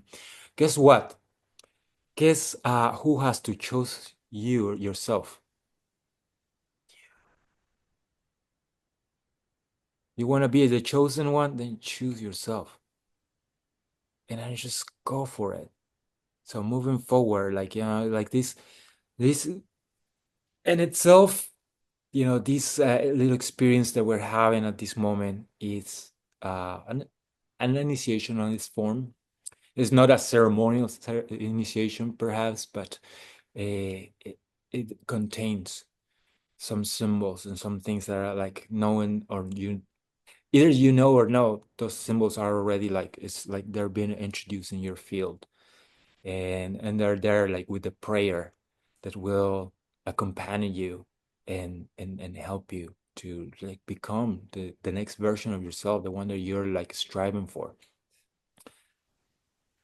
It's very important at this time. Like I was saying at the beginning, while we contemplate, reflect about these ideas, these concepts, you know, when we move our body, we get to actually embody it. We get to like actually get the best out of it than just sitting there and just listening passively. Now we actively engage in one way. Um, so it becomes more like, yeah, like a very active experience in this way. Exciting part. Like now we're gonna move towards like these 4 empowering archetypes. You know, but first and foremost, like let me ask you, and I'm gonna go again around the room. Like, what does empowerment means to you? What does like living empowered means to you? You know, let's go begin with Devin. Yeah, I would say definitely having trust and confidence in what you're capable of. I think that to me would be like the true definition of power empowerment would be to not question anything that you're doing and just move in that direction and stay strong to it. Thank you. Thank you. What about you, Acacia? It's kind of what I was gonna say. Yeah, trust and just like the flow and giving a lot of space to oneself to allow things to come and not always be in the place of like creating, but just also like trusting and being open. I think that's for me. Beautiful. Neil. Okay, I would say it's having faith in myself and faith in the world, you know, faith in my creator that everything will be provided and that, you know, I am going to be capable of handling whatever comes my way. Thank you. Thank you. Scott? I would say it's listening to your calling and acting on what your heart tells you. And also making a lot of space for joy and just movement and being in flow for enjoying life instead of just doing what we should do all the time. be present. Thank you. Thank you. And Angela. Empowerment for me is freedom, evolution, trust, the leadership and trusting of myself, and the ability to trust the leadership of myself, and the ability, to expand my self-love. It's empowerment to me. Thank you. Thank you. Well, there's no right or wrong answer, but I share with you, to me, empowerment, or to feel empowered, is, to me, in just simple terms, is just exercising my free will. Like whenever I want it. Like it's just really, and because just we can actually be empowered in ways that are constructive, other ways that are not. But yeah, it's my prayer that maybe like we all that in this room, we're all striving to for creative ways, for like expansive ways, for like serving ways. That's the goal, the mission, especially as we tune into higher level of consciousness. That's what we're going for. So as we release this disempowering archetypes that we have, the next step is to connect with our sacred paths, to awaken and embody the next empowering for archetypes. Of course, in the world of archetypes, there's way more archetypes. I mentioned early the hero, and there's like, there's the healer, and there's the like, but these four archetypes that we're gonna explore, in a sense, to me, like, and that's, they have the essence of a lot of the archetypes in general. They have the essence, and especially within these paths of self-realization. Because remember, these ideas that I'm sharing with you, like they've come from like the indigenous world, especially from this continent, mainly from the Andes, where I'm from, and then like from the Inca world. But then they're present in the whole world and at the indigenous level. And especially in this continent, what I'm sharing with you, after a couple decades studying from like indigenous wisdom keepers, like going and doing some crazy experiences, and like investing, and in myself, and just exploring this path. Now I'm here in front of you, it's just to share like the nectar of all those experiences, sharing the fruits of what's been my journey. And that's why it's my passion to step into this role of a teacher for a moment, But as I perhaps at the beginning, and all this, in I think I said it, but if I didn't, like I'll say it now, like I am another you. You are another me. Like I just being here, like in my intention here is not to be in a place where like I know more than you or less than you, like I'm on my own journey. I have my own challenges and ways that are like that. And yet I also have stepped up to this call, to share with you parts of my journey that perhaps will inspire you to take on your journey of your own, and then in that way empower each other. Because like the reason I'm doing all this too, one of the big reasons that along my journey I learned about these two prophecies that have inspired like this whole thing.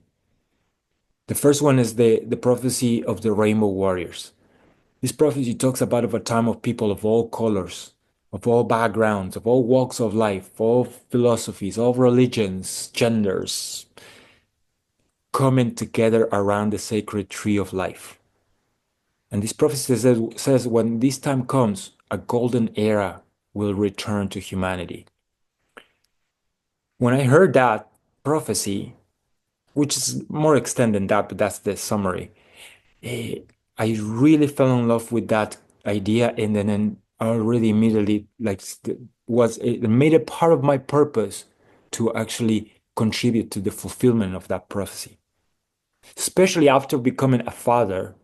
You know, like one of my missions in this life is to leave this planet a little better than what I found it, so then my children can enjoy it,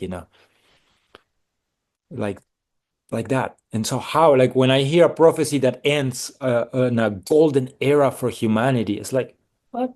I wanna contribute to that, I just like do whatever it takes to contribute to that. The second prophecy is the prophecy of the eagle and the condor. I don't know if you're familiar. There's three birds: eagle, condor, and quetzal, or hummingbird. This prophecy has many ways to explore it. It's all symbolism, right? So all I'm discussing here, there's like symbols that have like deeper meanings, right? But within this prophecy, the surface level of this prophecy is like the return of a relationship between the peoples of North America and South America.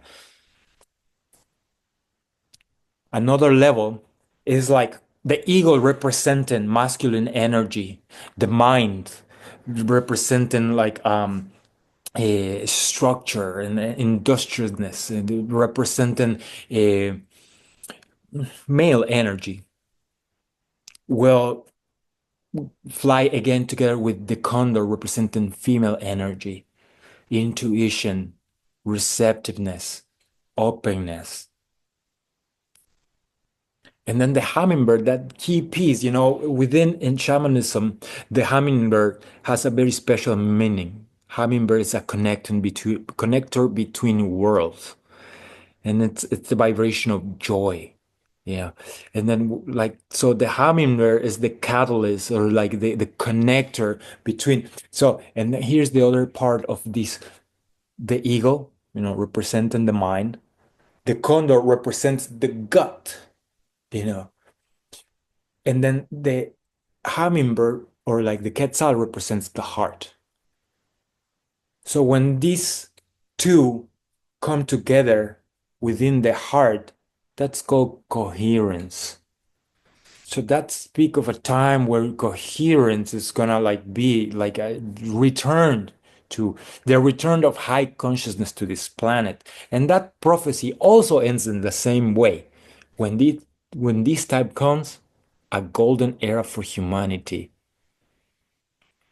So when I heard these two prophecies, I was like, oh my goodness, that's what I want to go for. That's what I want to contribute to the fulfillment of.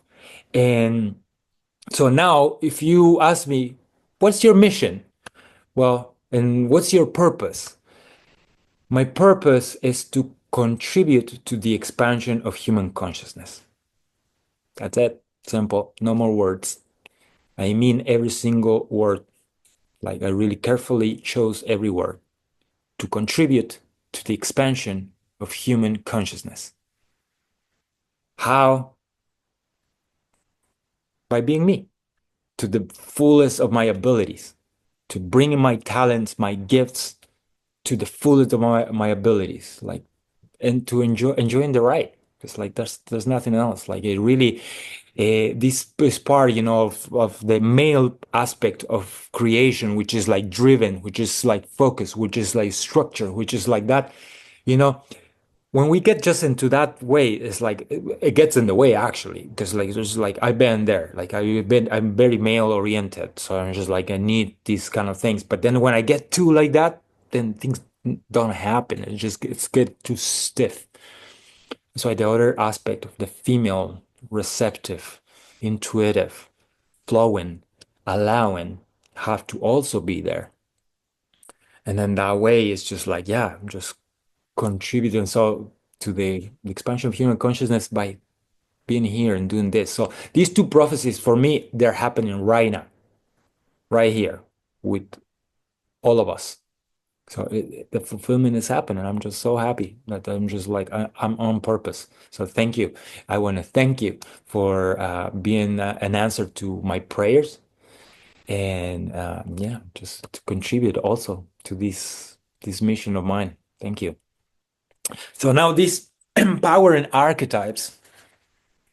Ooh, this is the exciting part because I'm gonna tell you the archetypes. We're gonna move through it, but then we're gonna focus on the warrior. The first one is gonna be the warrior, and the warrior is gonna be like why I'm gonna focus on that because like right, I told you at the beginning, part of my intention and mission for this workshop is to help you activate that archetype, to like really, and then you're gonna see in a minute why it's so important. So when we activate these archetypes, they are guardians. They are like special helpers that assist us in the cultivation of inner strength to also manifest and live an abundant life, to feel or experience deeper feelings of joy, connection, and at the same time to harness transformative power.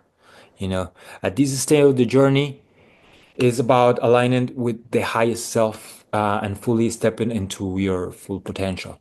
So let's begin. The first one is the warrior. The warrior archetype carries the vibration of courage, strength, and discipline. Activating the warrior. The warrior is that one that observes without reaction. So that's one of the first parts of the archetype is to learn to not react. What happens when we react is like we don't think. It's like there's a fight or flight things. We're just like when we react is actually our subconscious mind, the programs that we have, the conditioning that we have. Like when we react, we actually, what we're doing is like we acting as someone else. But when we like activate the warrior, then we just like, so the warrior observes very carefully, patiently, like it's always there, just in the background, just, and then when something happens, it doesn't react, but acts intelligently. And that's when like it brings like actually as the questions, practical tools to summon the warrior. When faced with fear and hesitation, close your eyes and visualize yourself as a steadfast mountain, for example, immovable and enduring against the storms. Strength. You're just like, but and the other side of things, the warrior is the one that help us move out of our comfort zone. The one that also hold our boundaries. Very important in terms of self-love and a part of living this experience. Yes, there is one universal truth that we're all connected, we're all one. But at the same time, it is also true that we have chosen to live in this time, space as an individual separated being and to know what that is. And that means to have boundaries. And to hold healthy boundaries is actually an act of self-love. So that's what the mantra is. So a mantra to activate this warrior will be, I am strong. I am courageous. I am capable. And one of the things that I love, in any situation, that comes, I say like sometimes, I might not know what to do, but I certainly have the power to figure it out. I know how to figure it out. Very important. It's like very empowering to me that when I discovered that and I share that with you. Because like there's sometimes we're facing things and sometimes like really we don't know, and that's okay. But then instead of stopping right there and like not doing it, I empower myself. I say, I might not know, but I have the power to figure it out. So, Soniko, go ahead. Can you repeat the mantra, please?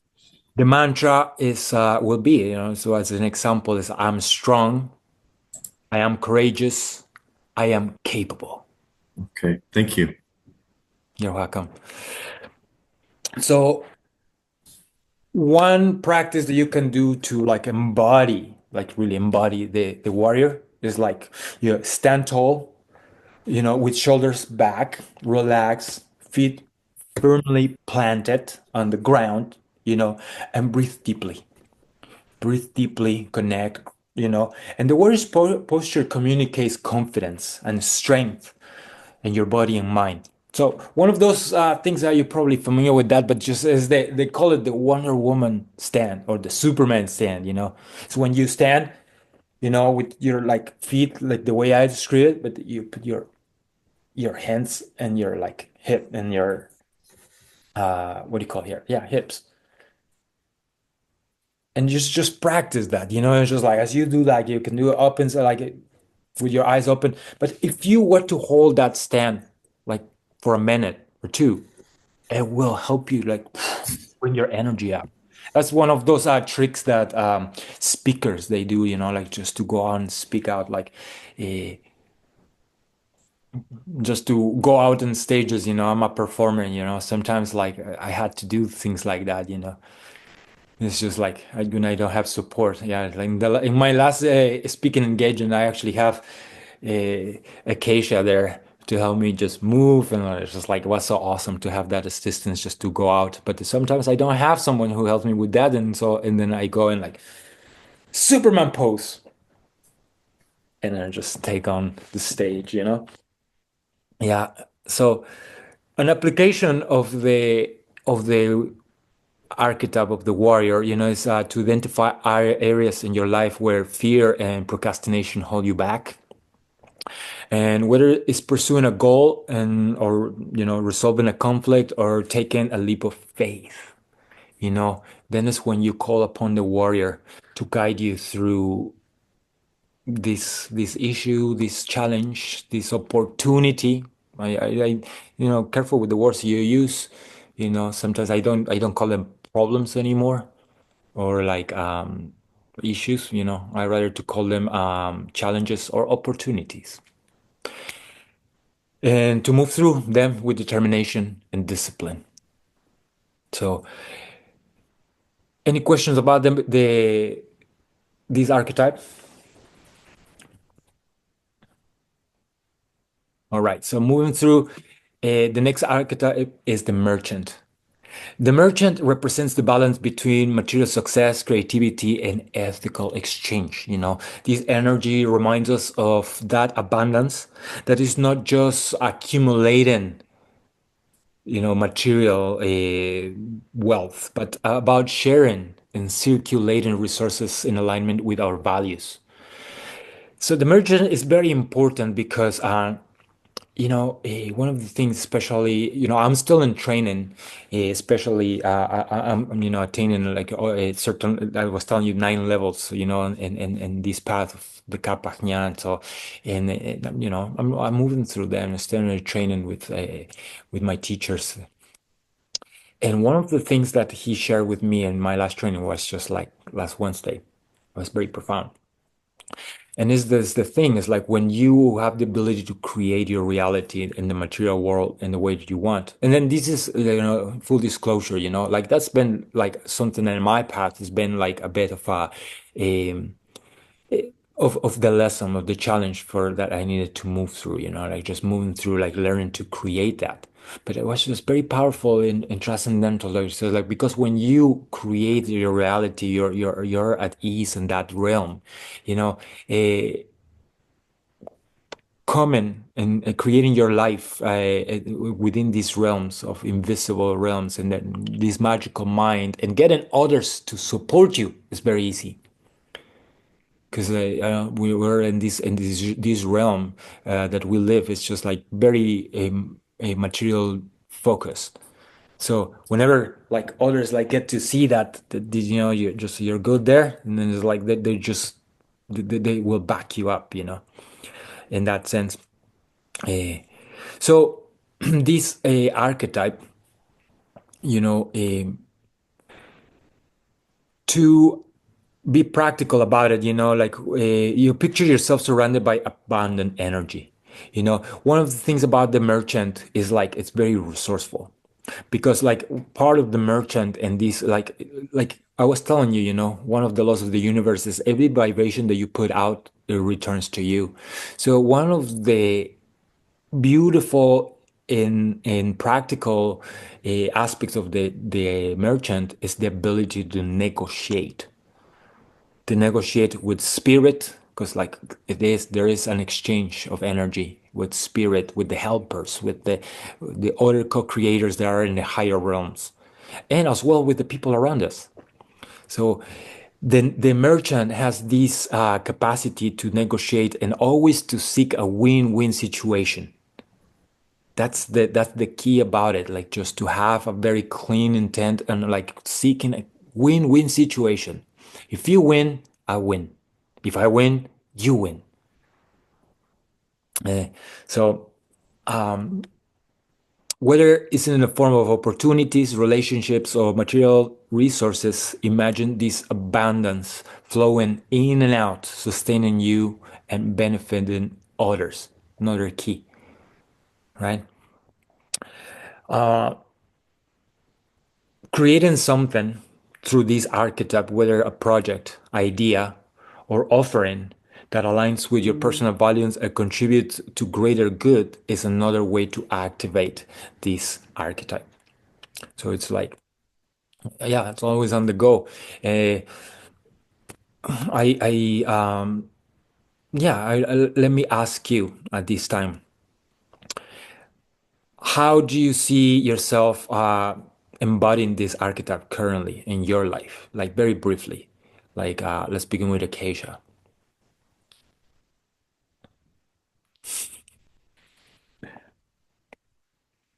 Uh, hmm.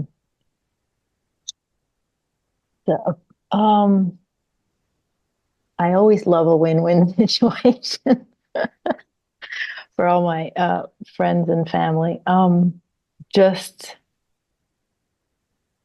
allowing the flow of wealth in every way and sharing that in material and in my heart and spiritual growth, and just like allowing that to come in and giving space for that and then sharing it. That's how I would see it. Thank you. But you, Angela? I really like this one. It resonates with me a lot. I think it's a helpful way to kind of transmute the savior. So whenever, even in business or in even in my business is charity right now, but I also have another business that is I'm a merchant actually, a retail one, but always in that, and I work with a lot of people in the arts there. And then in my other world of charity, I work with a lot of people in the healing arts, for lack of a better term. But I always am very careful to make sure that when I'm co-creating that everybody's feeling, number one, that it's providing abundance not only to myself but to others, and that everybody's feeling compensated and all of it, so that there's no blocks for anybody, and then the creation can just be pure for a higher vibration, really. So yeah, I really like this one. Awesome. Thank you, Angela. Devin. Yeah, this one definitely resonates with me as Angela. You know, I'm in real estate, so I'm always negotiating, and for many years actually, that's how I've started out my negotiations with other realtors. Is my objective is to create a win-win, and it's kind of foreign for the industry because in many cases, realtors come in with this ego and we're better and we're representing our clients better, and then usually it's these two fights, and in many cases it can just be a grind right to the end and somebody loses to make the deal come together. So I've had that as a priority, and it's created a heck of a lot more harmony in everything, especially, starting with that. I'm an entrepreneur myself, and also I've always had the mind frame, if everybody wins, everybody wins. And really, well, means nothing. Like, it means everything, but it means nothing. And what I mean by that is, everything we have is borrowed. We all know that. So, this identity with any of the things we own, it's just fake. I think we've all come to that conclusion. And so, I have tried to look at, prosperity from the lens of, prosperity comes with abundance if it is spread out, and if you treat it like a river flows, then the river keeps flowing. As soon as you try to dam it up, that's where issues happen in life. And yeah, it's unfortunate that it's a critical aspect to life and enjoyment of life. So it's also keeping that into check. It's not about just saying, like, I want to pursue this because it's going to give me so much more happiness. It really won't, but it'll give an opportunity to de-stress your life. And so that's where I kind of look at everybody. And as Angela said, I think the idea of the savior, early on, I was thinking that, and Angela and I talked about that in the ceremony, that we both have always taken it upon ourselves to try to help everybody. And so it's all within moderation. And, it really comes from helping people that ask for help. And, I really have also taken it upon myself when, I do see somebody that has a sign that says, I need help, I stop. And, I had this situation last week in Calgary. My son and I were there for a hockey game, and we got done and we went to grab a coffee. And as we're pulling up, we saw this, maybe early 70s, a lady that was standing at the side of the road with a sign saying, I need help. And I pulled up and I said, do you need help? And she said, I do. And I opened the glove box and I had a 20 there, and I said, here you go. And it was like she asked for help and we gave her help. And, it's as simple as that. And I think that's where, if that creates a win, that creates a win for me. And, I think that's where the abundance really comes from, is, continuing on that path. That's beautiful. Thank you. Thank you, Devin. Thank you. Neil, would you like to share? So I'm a homeopathic doctor, and attracting new patients. And what I really love is giving people like an option that's different and that is natural, that is based on natural law. So, a lot of times homeopaths deal with people who've been through the system, it hasn't helped them, or they're lacking answers, and so they're looking for something different. And so I love studying homeopathic medicine, and it was just a real joy to do the program. And it's a real joy to just share options for your health, which is so important. If you don't have health, you really don't have anything else. So offering options that a person wouldn't have considered before. So probably my most incredible experience was a gentleman who had gangrene, and it was the uncle of a friend of mine, and he was in an old age lung care facility. So I couldn't, and his brother only visited sporadically, so I couldn't get remedies to him physically, and I certainly couldn't leave remedies with the people taking care of him. They didn't know what it was, right? They wouldn't be giving him anything that they weren't aware, of the effective. So I had a radionics device, so I was just broadcasting remedies. So the skin went from black to like green to like purple, and then eventually pink, and then the bone that was exposed, the skin just grew over the bone, and he was scheduled for amputation, a couple of his digits, and the surgeon was like, oh my God, like, what happened? Like, why are you on this list? So it was just a real joy to sort of share my passion and share different options. So that's a little bit of a win-win, and sharing something that is just unconventional, but very helpful. Fantastic. I appreciate that. Thank you. And Scott, would you like to share? Yeah, yeah. Um, if for me along my healing journey here, something that kind of came into my field 4 years or so was breath work. Breath work was a real like catalyst in my change and my personal empowerment, and to the point where I you had a kind of a perfect teacher land right in my lap at the right time.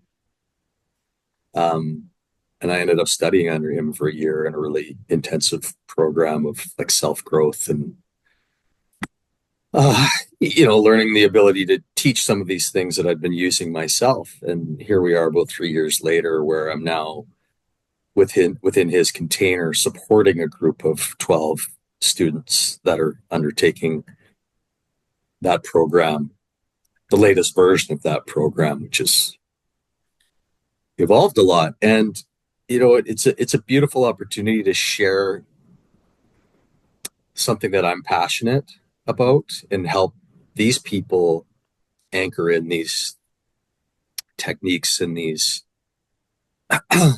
self explorations. But the thing that I didn't see coming in all of that was having access to these 12 people that are they're students within the container, but they're all teachers.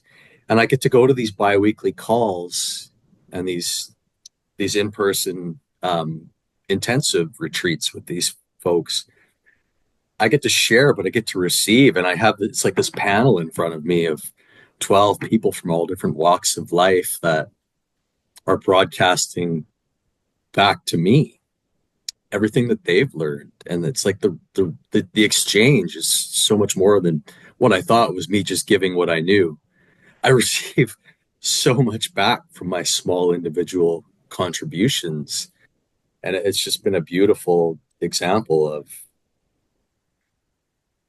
really, we're all students, we're all teachers.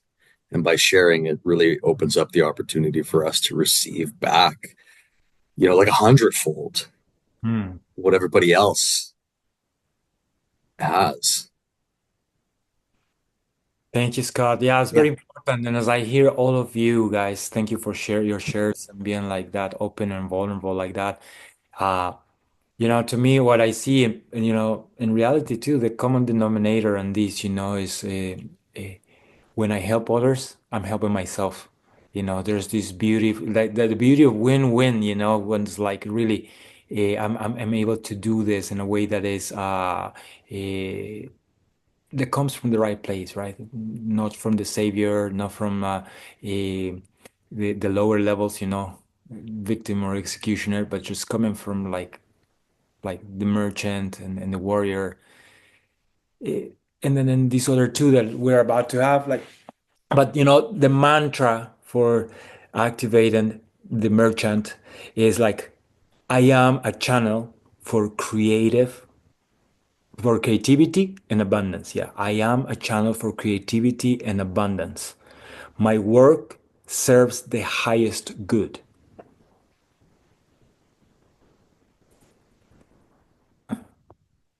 So the application for this, just to elevate your relationships with resources, whether financial, creative, or energetic. And yeah, just ask yourself, are you giving and receiving in balance? And align your professional and personal activities with the merchant's wisdom, to cultivate prosperity in a holistic way. That's the whole idea.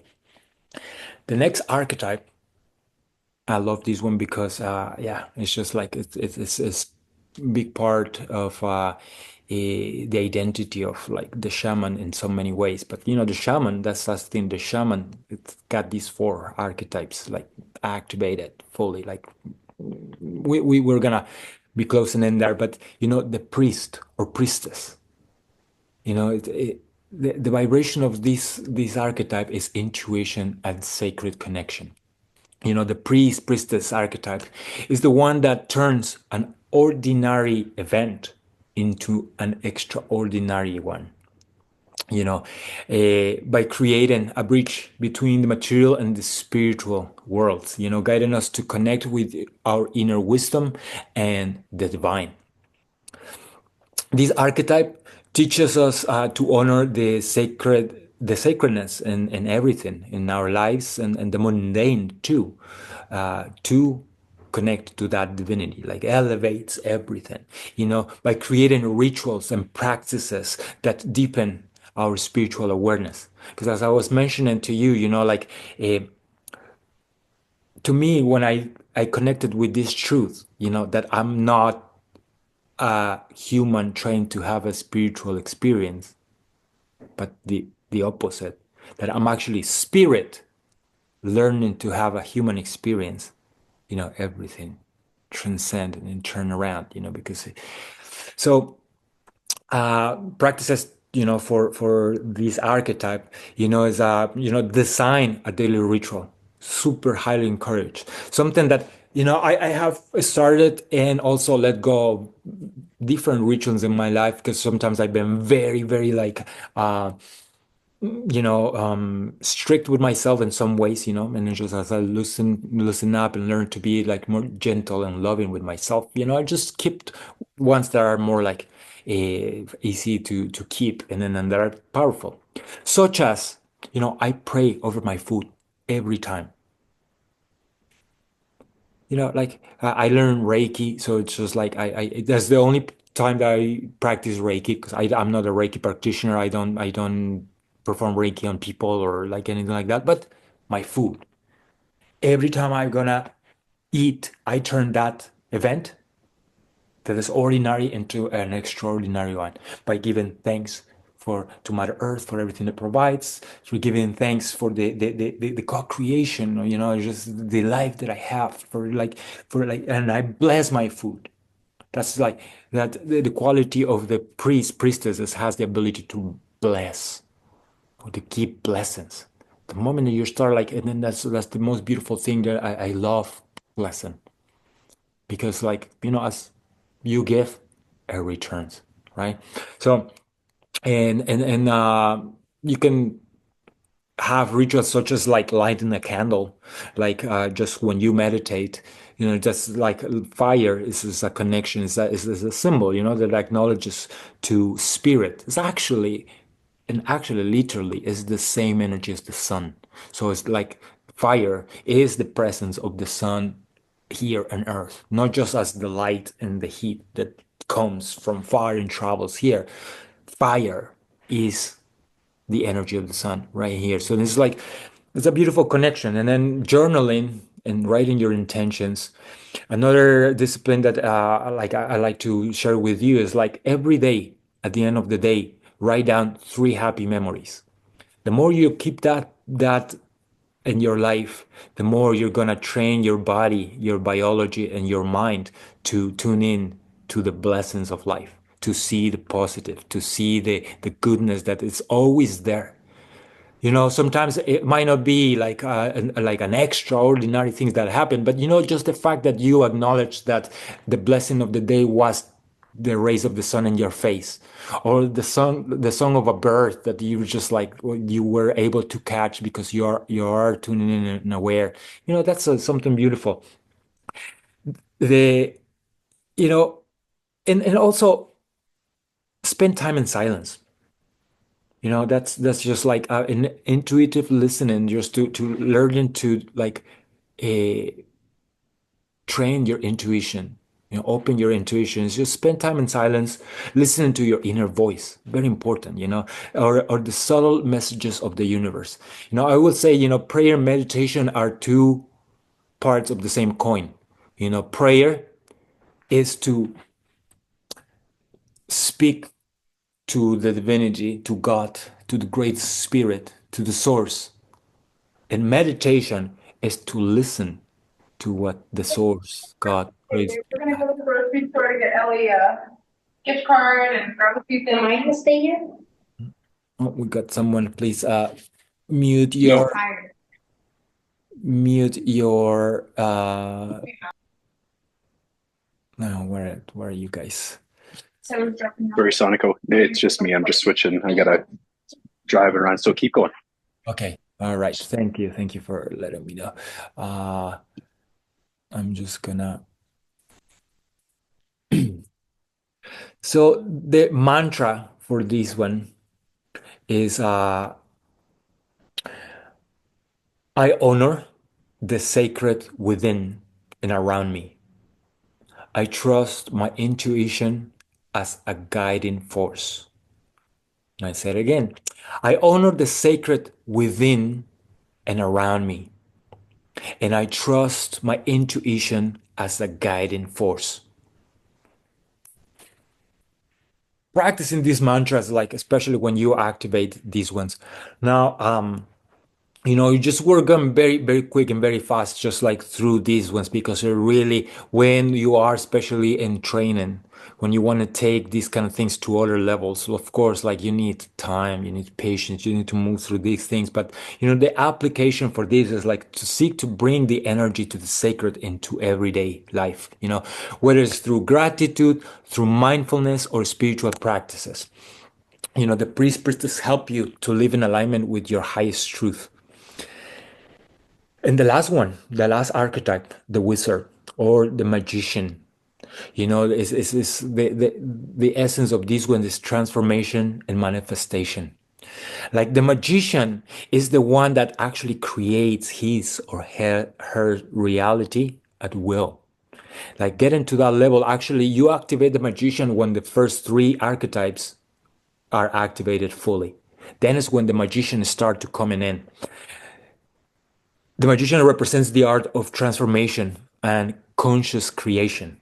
This archetype empowers you to harness your inner power to manifest goals, turning them into intention, turning your intentions into reality, actually.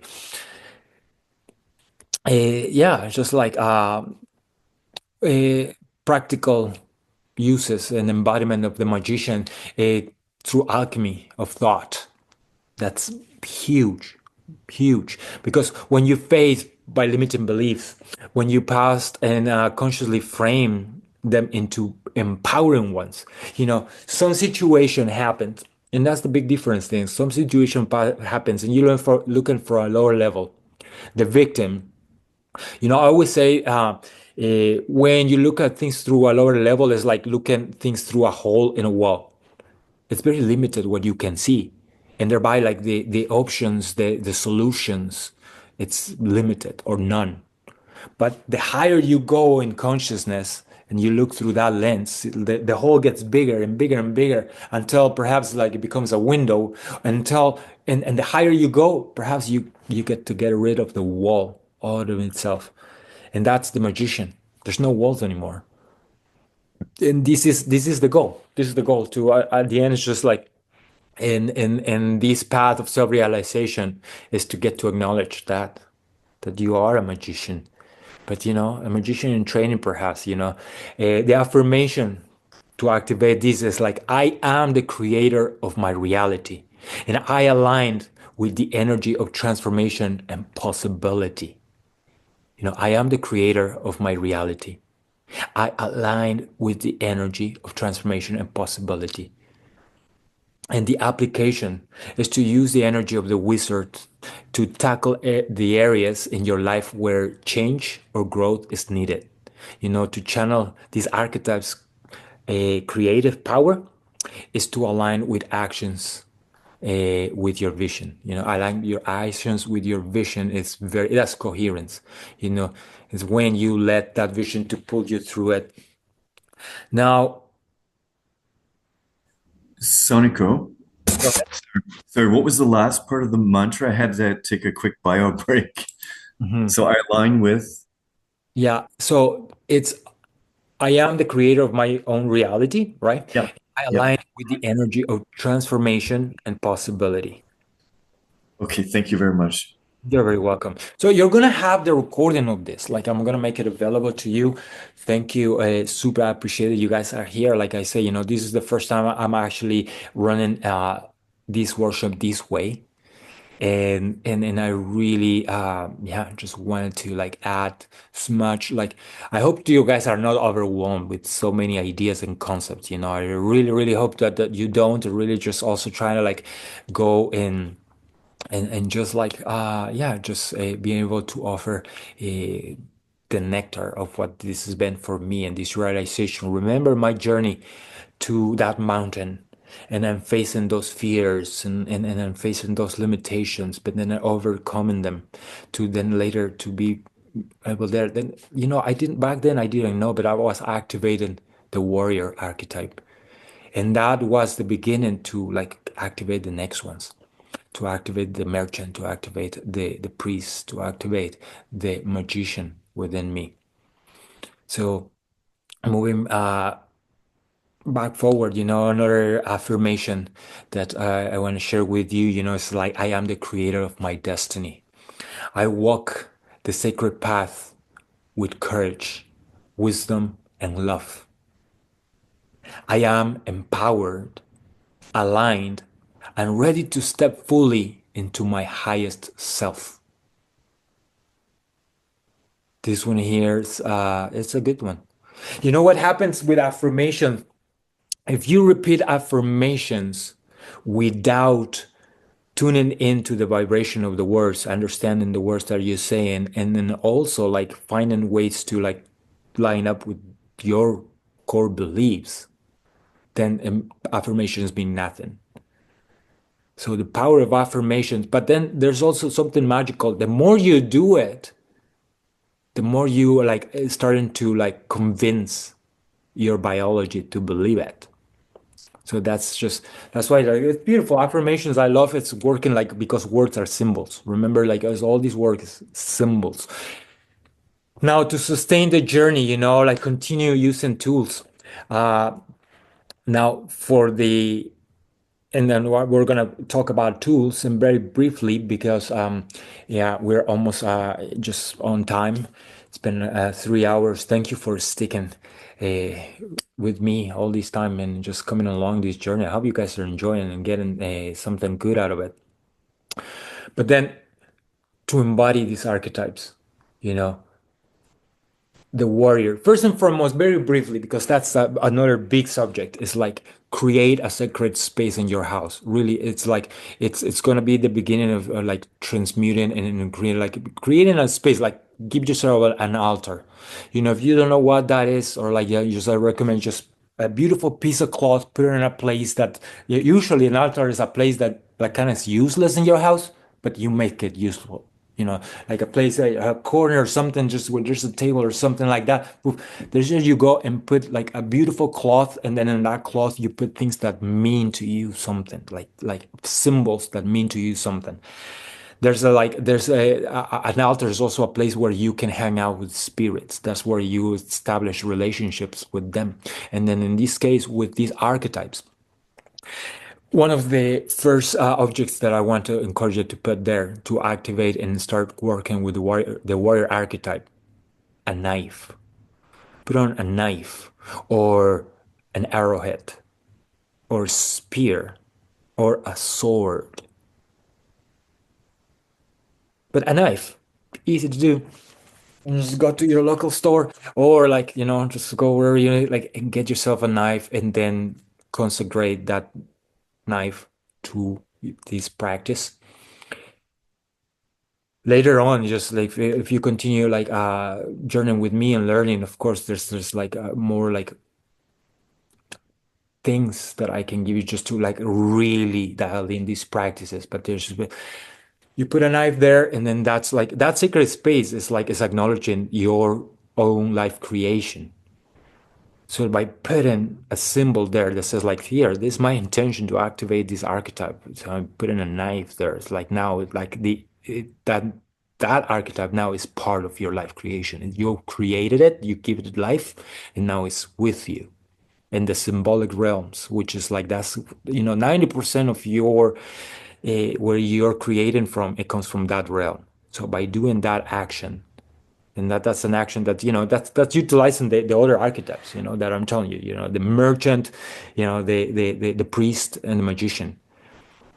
But those ones, like we're not going to focus on this right now. Like just looking at the warrior. The warrior, like really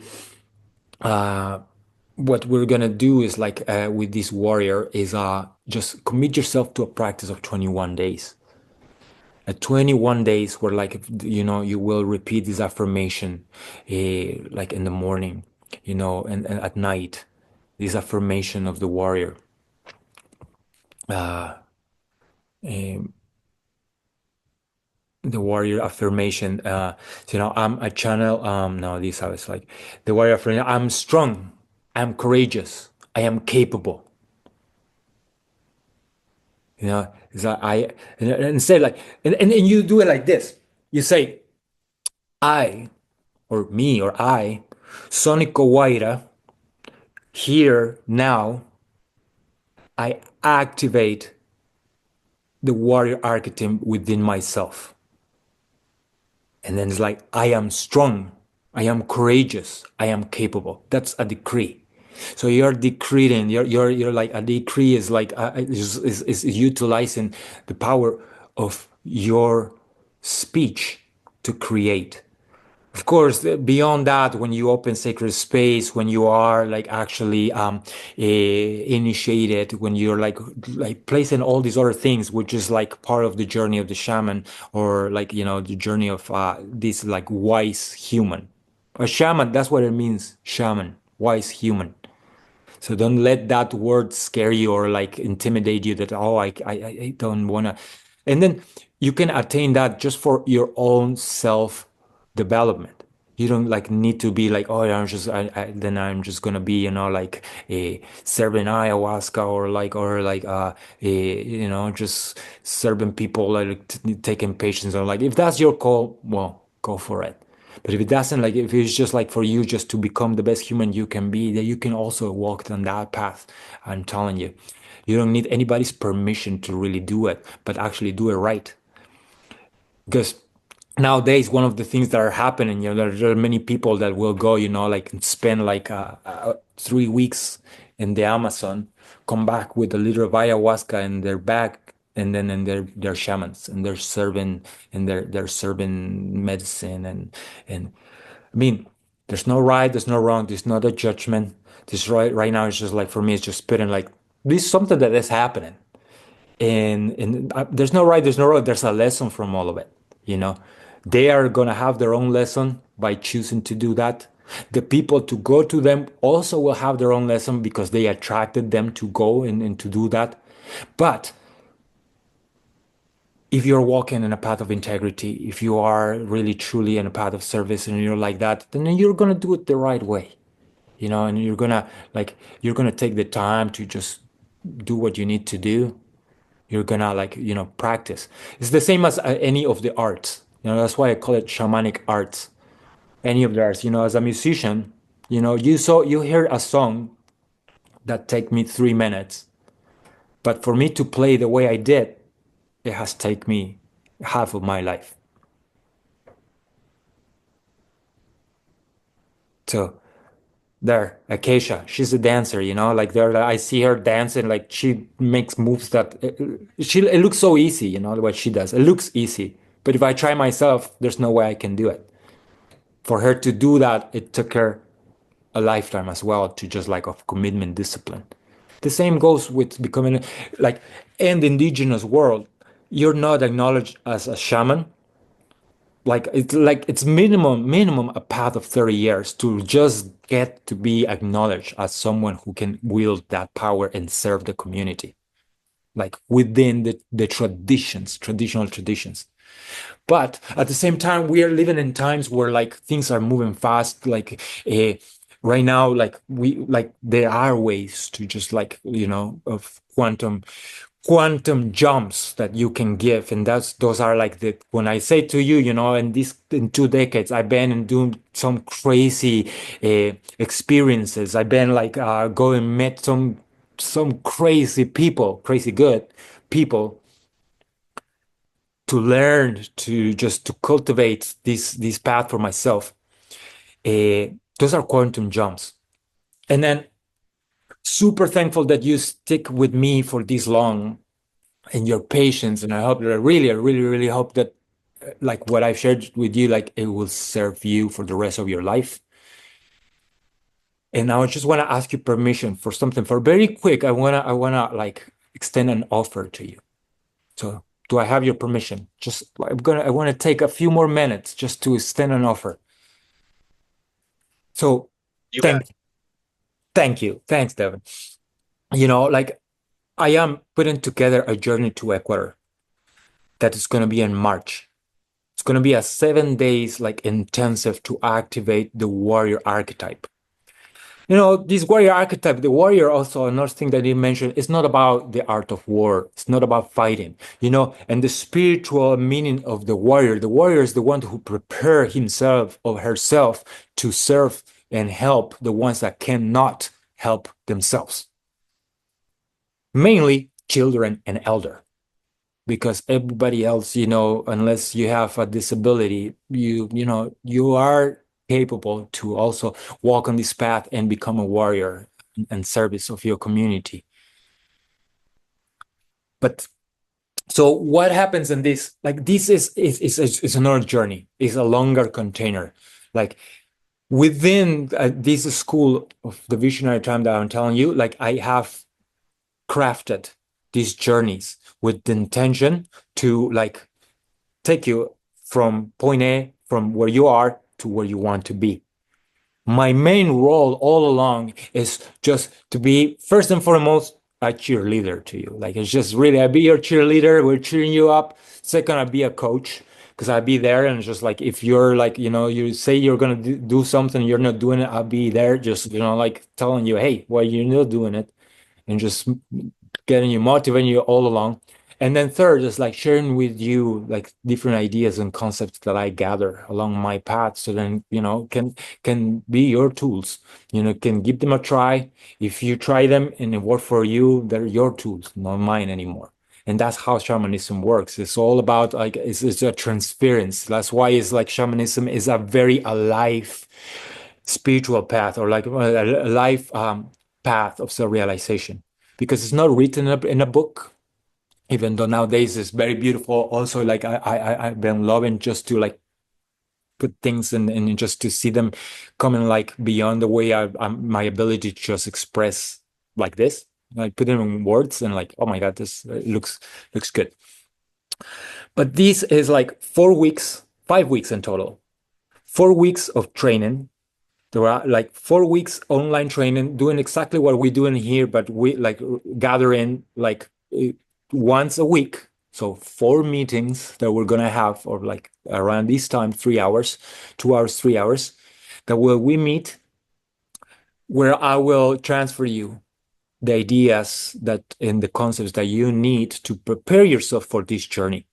Remember my story at the beginning, like how like at the beginning, intuitively, I start doing things to prepare myself so I can actually take on this thing that scared the shit out of me. And then it's like this preparation will be for like, so 4 weeks.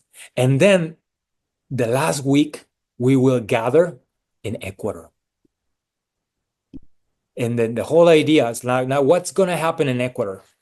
In Ecuador, we will have 2 ayahuasca ceremonies, 1 Wachuma pilgrimage, and we're gonna working together with Acacia as well. Like Acacia will take care of your body and how you connect take care of your body and how you connect your body, tune in your body to the higher realms. And from my side, I will take care of your mind and the way that you will be prepared. So these experiences, plant medicine, very important. Like it's just another very deep subject. But what happens? Plant medicine is a technology that help you like tune in to higher levels of consciousness. It's like a shortcut. It's not a fix it all. It's not like, but when you do it right, it can be very profound and transcendental, like a quantum jump. At first, a lot of people, when they approach these plants on like that, they come for healing. And that's an amazing way. That's what we all need to do. We need to go and become clear about things, just so we can have to become clear about the mess before we clean it up. But then once you've done some of that, then the next steps is like, just like starting to create that compelling vision that will like guide you for the rest of your life, that will give purpose to your life, just connecting and just like, and that's part of this whole journey too. So in the first ayahuasca journey, we will do like first a cleaning house, cleaning like a house cleaning, I call it. Just we'll go there. Mama Aya is gonna help us to like purge. Is gonna help us to like release everything that doesn't serve us for like this pilgrimage. Then we're gonna take on a hike to a natural place and an elevated place high up in the mountains. That's one of the closest places to the sun in this earth. And we're gonna there and we're gonna drink this medicine called wachuma, which is a cactus, which is like once we are up high in those mountains, you're gonna have a time to just connect with your divinity. Like there's like that one there has no structures. It's a bit of a hike, which is like if you're for it, you gotta tune in and you start also preparing your body also on your own, alone. So then you are physically prepared. This one is not as a high intensity as another journey. I have a 90-day journey called the Chakana Quest. That's my biggest offer that I have currently, and that's a 90 days where like now that's a preparation more like in depth, like the activation of the magician, going for it. But this one here that I'm telling you is the activation of the warrior. So, and then the second ayahuasca night, that's gonna be like that's an initiation ceremony, full intention to like really like anchor that warrior that will accompany you for the rest of your life. Because that the warrior that say like is the one that observes quietly but like intentionally, and is the one that is gonna help you. Every time that the victim comes up, the warrior is like, hey, that's right there. Every time like the savior executioner is acting out, the warrior is like, and is gonna help you to take the action necessary to transmute that and to elevate it to higher levels. So what's all these offer and all the like this, I prepared this document that I'm gonna send it to you. I'm gonna send this to you. Everything is gonna be laid down a little more there in details and things so that you can, because I super appreciate that you've been here with me and all this. And yeah, I'm just gonna leave you there so you think about it. Not think about it, feel about it, because it is a commitment. What I'm asking you from you too is your commitment. It's not just, of course, this has an investment, but beyond that, the major investment is your commitment, your attention, so then you can actually see the result of this proposal that I'm doing, this invitation to adventure. So I'm gonna have we have another couple more minutes just before we close here, and I would like to hear, like very briefly, from each one of you, what is your main takeaway of this journey? Right? Let's begin with Devin, that this is driving, and maybe just stop for that. Yeah. Thank you for that. Yeah, I'm just about to head into a meeting, so I'd love to be first to close here. Yeah, lots. Soniko, first off, thank you as always for sharing, man. I think it's just so generous of you, and there's always so much to learn. Like now that this world's open, I'm just like, holy crap, I just feel like a sponge, and I know that I can never fully saturate that sponge, so it's kind of cool. I'm really intrigued by these archetypes. I think it's, as I've started learning more about the shamanic way of life, there's just different paths I can go everywhere. So it's nice to have some kind of structure to those paths on how I want to learn. And the 4 archetypes is a great place to have that as kind of the concrete foundations, and then just build into that. Because, already the last couple of weeks I've just learned so much, and I'm like, how do I apply all this? So I think this is a great way to start applying these elements into my life and really embody, I think, the lessons that are meant to be taught. And that's it, man. I think, just starting with gratitude and attention, and being aware of what's possible in the world. That's really my takeaway. I just I can't say enough strength and once again, gratitude towards all this that's coming at me right now. Thank you, Devin. Thank you. Thank you. Look forward to continue. Yeah, just getting to know you. I know we're gonna come and hang out with you. So, Yeah. for being here. It's been of great support also that you've been here to me, and I hope that this that I share with you will continue to support you as well, man. Thank you. Appreciate it. That's right, buddy. And I can't wait to share your gift with a lot of people that I love and care for too. I think it's so powerful what you're doing. But I do need a boogie here. So Scott, Neil, nice to meet you, and Angela, nice to chat with you. And I'm sure that we're going to cross paths, throughout this journey of life. And yeah, I'm so thankful that I have so many great people that are on the same path around me right now. So if anybody wants to communicate further, Soniko, share my contact info and enjoy this day. You guys are all awesome. Great to meet you, Dev. Take care, Devin. Yeah. Hi, Devin. Okay. Devin, reach out. I want to stay in contact. I didn't. Well, Okay. let's keep in touch. Yeah. Okay. That's good, Edge. Okay. See you guys. I'm gonna create a chat group or something that we can just. Awesome. Okay. And I'll think about that proposal too, Soniko. It sounds pretty gnarly, man. I would love it. I got to figure out how to make it happen in my life, but that's cool, man. So maybe I might do a part of it. I might not be able to come down to Ecuador, but the rest of it, I think I could sign up for and maybe partake in another one of the ceremonies that you offer. Yeah, well, let's continue chatting on that one. That's why the invitation is there, and then we continue to chat and weave together. Thank you. Thank you. See you guys. Thanks. Have a good one. Bye-bye. Neil, what's your takeaway? Archetypes are always really fascinating, and it's just incredible that these archetypes, transcend, cultures and global locations. So I just found, learning about the different archetypes really incredible. And the archetype of the priest, I thought was really spoke to me. But of course, the magician, that's the highest one. I was glad, and your suggestion of creating an altar and having a knife and being committed to that warrior spirit, I think that's really quite a powerful practice. And of course, the affirmations were great, and the ceremony on top of the mountain with the sun, I feel such a connection with the sun, and I feel so much spiritual energy coming off the sun. So just that sounds fascinating. I'd love to do it if I can. So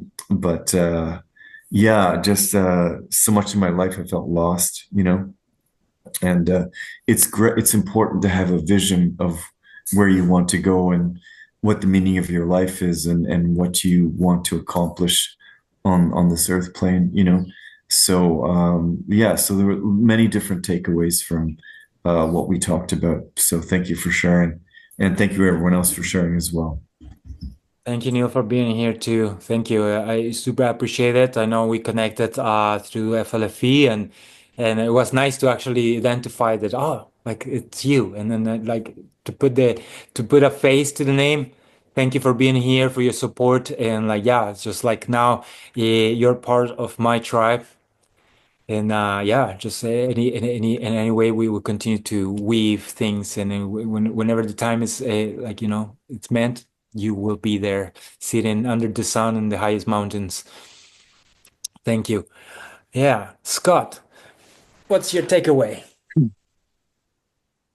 Yeah, the archetypes. I've seen for quite a few years now how the archetypes are weaved into so many different parts of our culture. I'm on this is a book here that I'm on my second read. We work on this within the breathwork group. It's another form. Some of the names are different. And I've had resistance to the archetypes. Maybe because I've had too many different exposures to them and different structures and different names, that it's become kind of too cluttered for me to unpack it.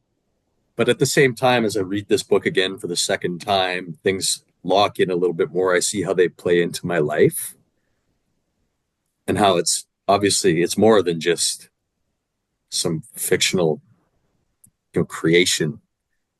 So I think I just need to lend it more of my time. I allow it to absorb and allow myself to apply it to a little bit more, because I certainly see how impactful, living this way is. And again, how much I resist it, which is why, it's a sign that I probably need to let it in, right? The resistance is telling me like there's something there. I'm just scared of it, maybe. So beautiful to hear your weaving of it, parts of it. And I will do the 21-day challenge with the warrior. That's one that ranks very highly as I've gone through this process in this book of how they come into my life. So Fantastic, Scott. so glad that I came. I'm so glad you came too. Yeah. Grateful for you putting this on. Thank you. I appreciate too. Yeah, I get to also hear a little bit about you, because you're a partner, and it's so fantastic that you're here. Thank you. Very, very lovely to meet you, and thank you for being here. Your support. Thank you. And then said to Neil, now you're part of my tribe, and you were connected. And yeah, if any way that support, I can be of support in the ways that now that I just shared with you. Thank you. Thank you. I see that we just Miss Angela, and just like in her share, the last share. And I also need to run to get my daughter, right? So my dear lovely Acacia, just very quickly, if you want to share, what's your takeaway from this? It's just creating more awareness. And then being able to acknowledge when I recognize those different archetypes in how I'm responding to my reality, and empowering me to recognize them and be able to change and shift things as I want. So that's really sweet. Yes. Yeah, thank you. Yeah, thank you, mi amor. And definitely, I am so thankful for you in my life, and then you're here and supporting me in so many ways. Thank you. And look forward to also continue supporting you in every way that I can. Yeah, I would love it for Angela. I know Angela, you're gonna see this recording. I would love to hear about what's your takeaway. Like I said to all of you, I will create a chat. I will invite you. It's not a must. Check in. I use WhatsApp and Telegram. They are my two main. Maybe WhatsApp is something that's common for all of us. Maybe, I hope. And then put everybody in a chat so we can maybe continue just to get to know each other. Maybe ask questions you have that we can follow up. And Angela, we would love to hear your takeaway and within the chat. Thank you also, Angela, for the way that you showed up in my life and the way you supported me. And as well, you're part of my tribe now. And any way I can support you, well, I'm here for you now. Thank you, guys. That's everything for this workshop, this journey. Thank you. Thank you, Soniko. Thank you, Soniko. Look forward to continue connecting with you in other ways.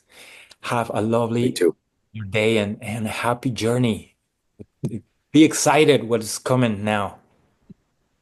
All my relations. Thank you.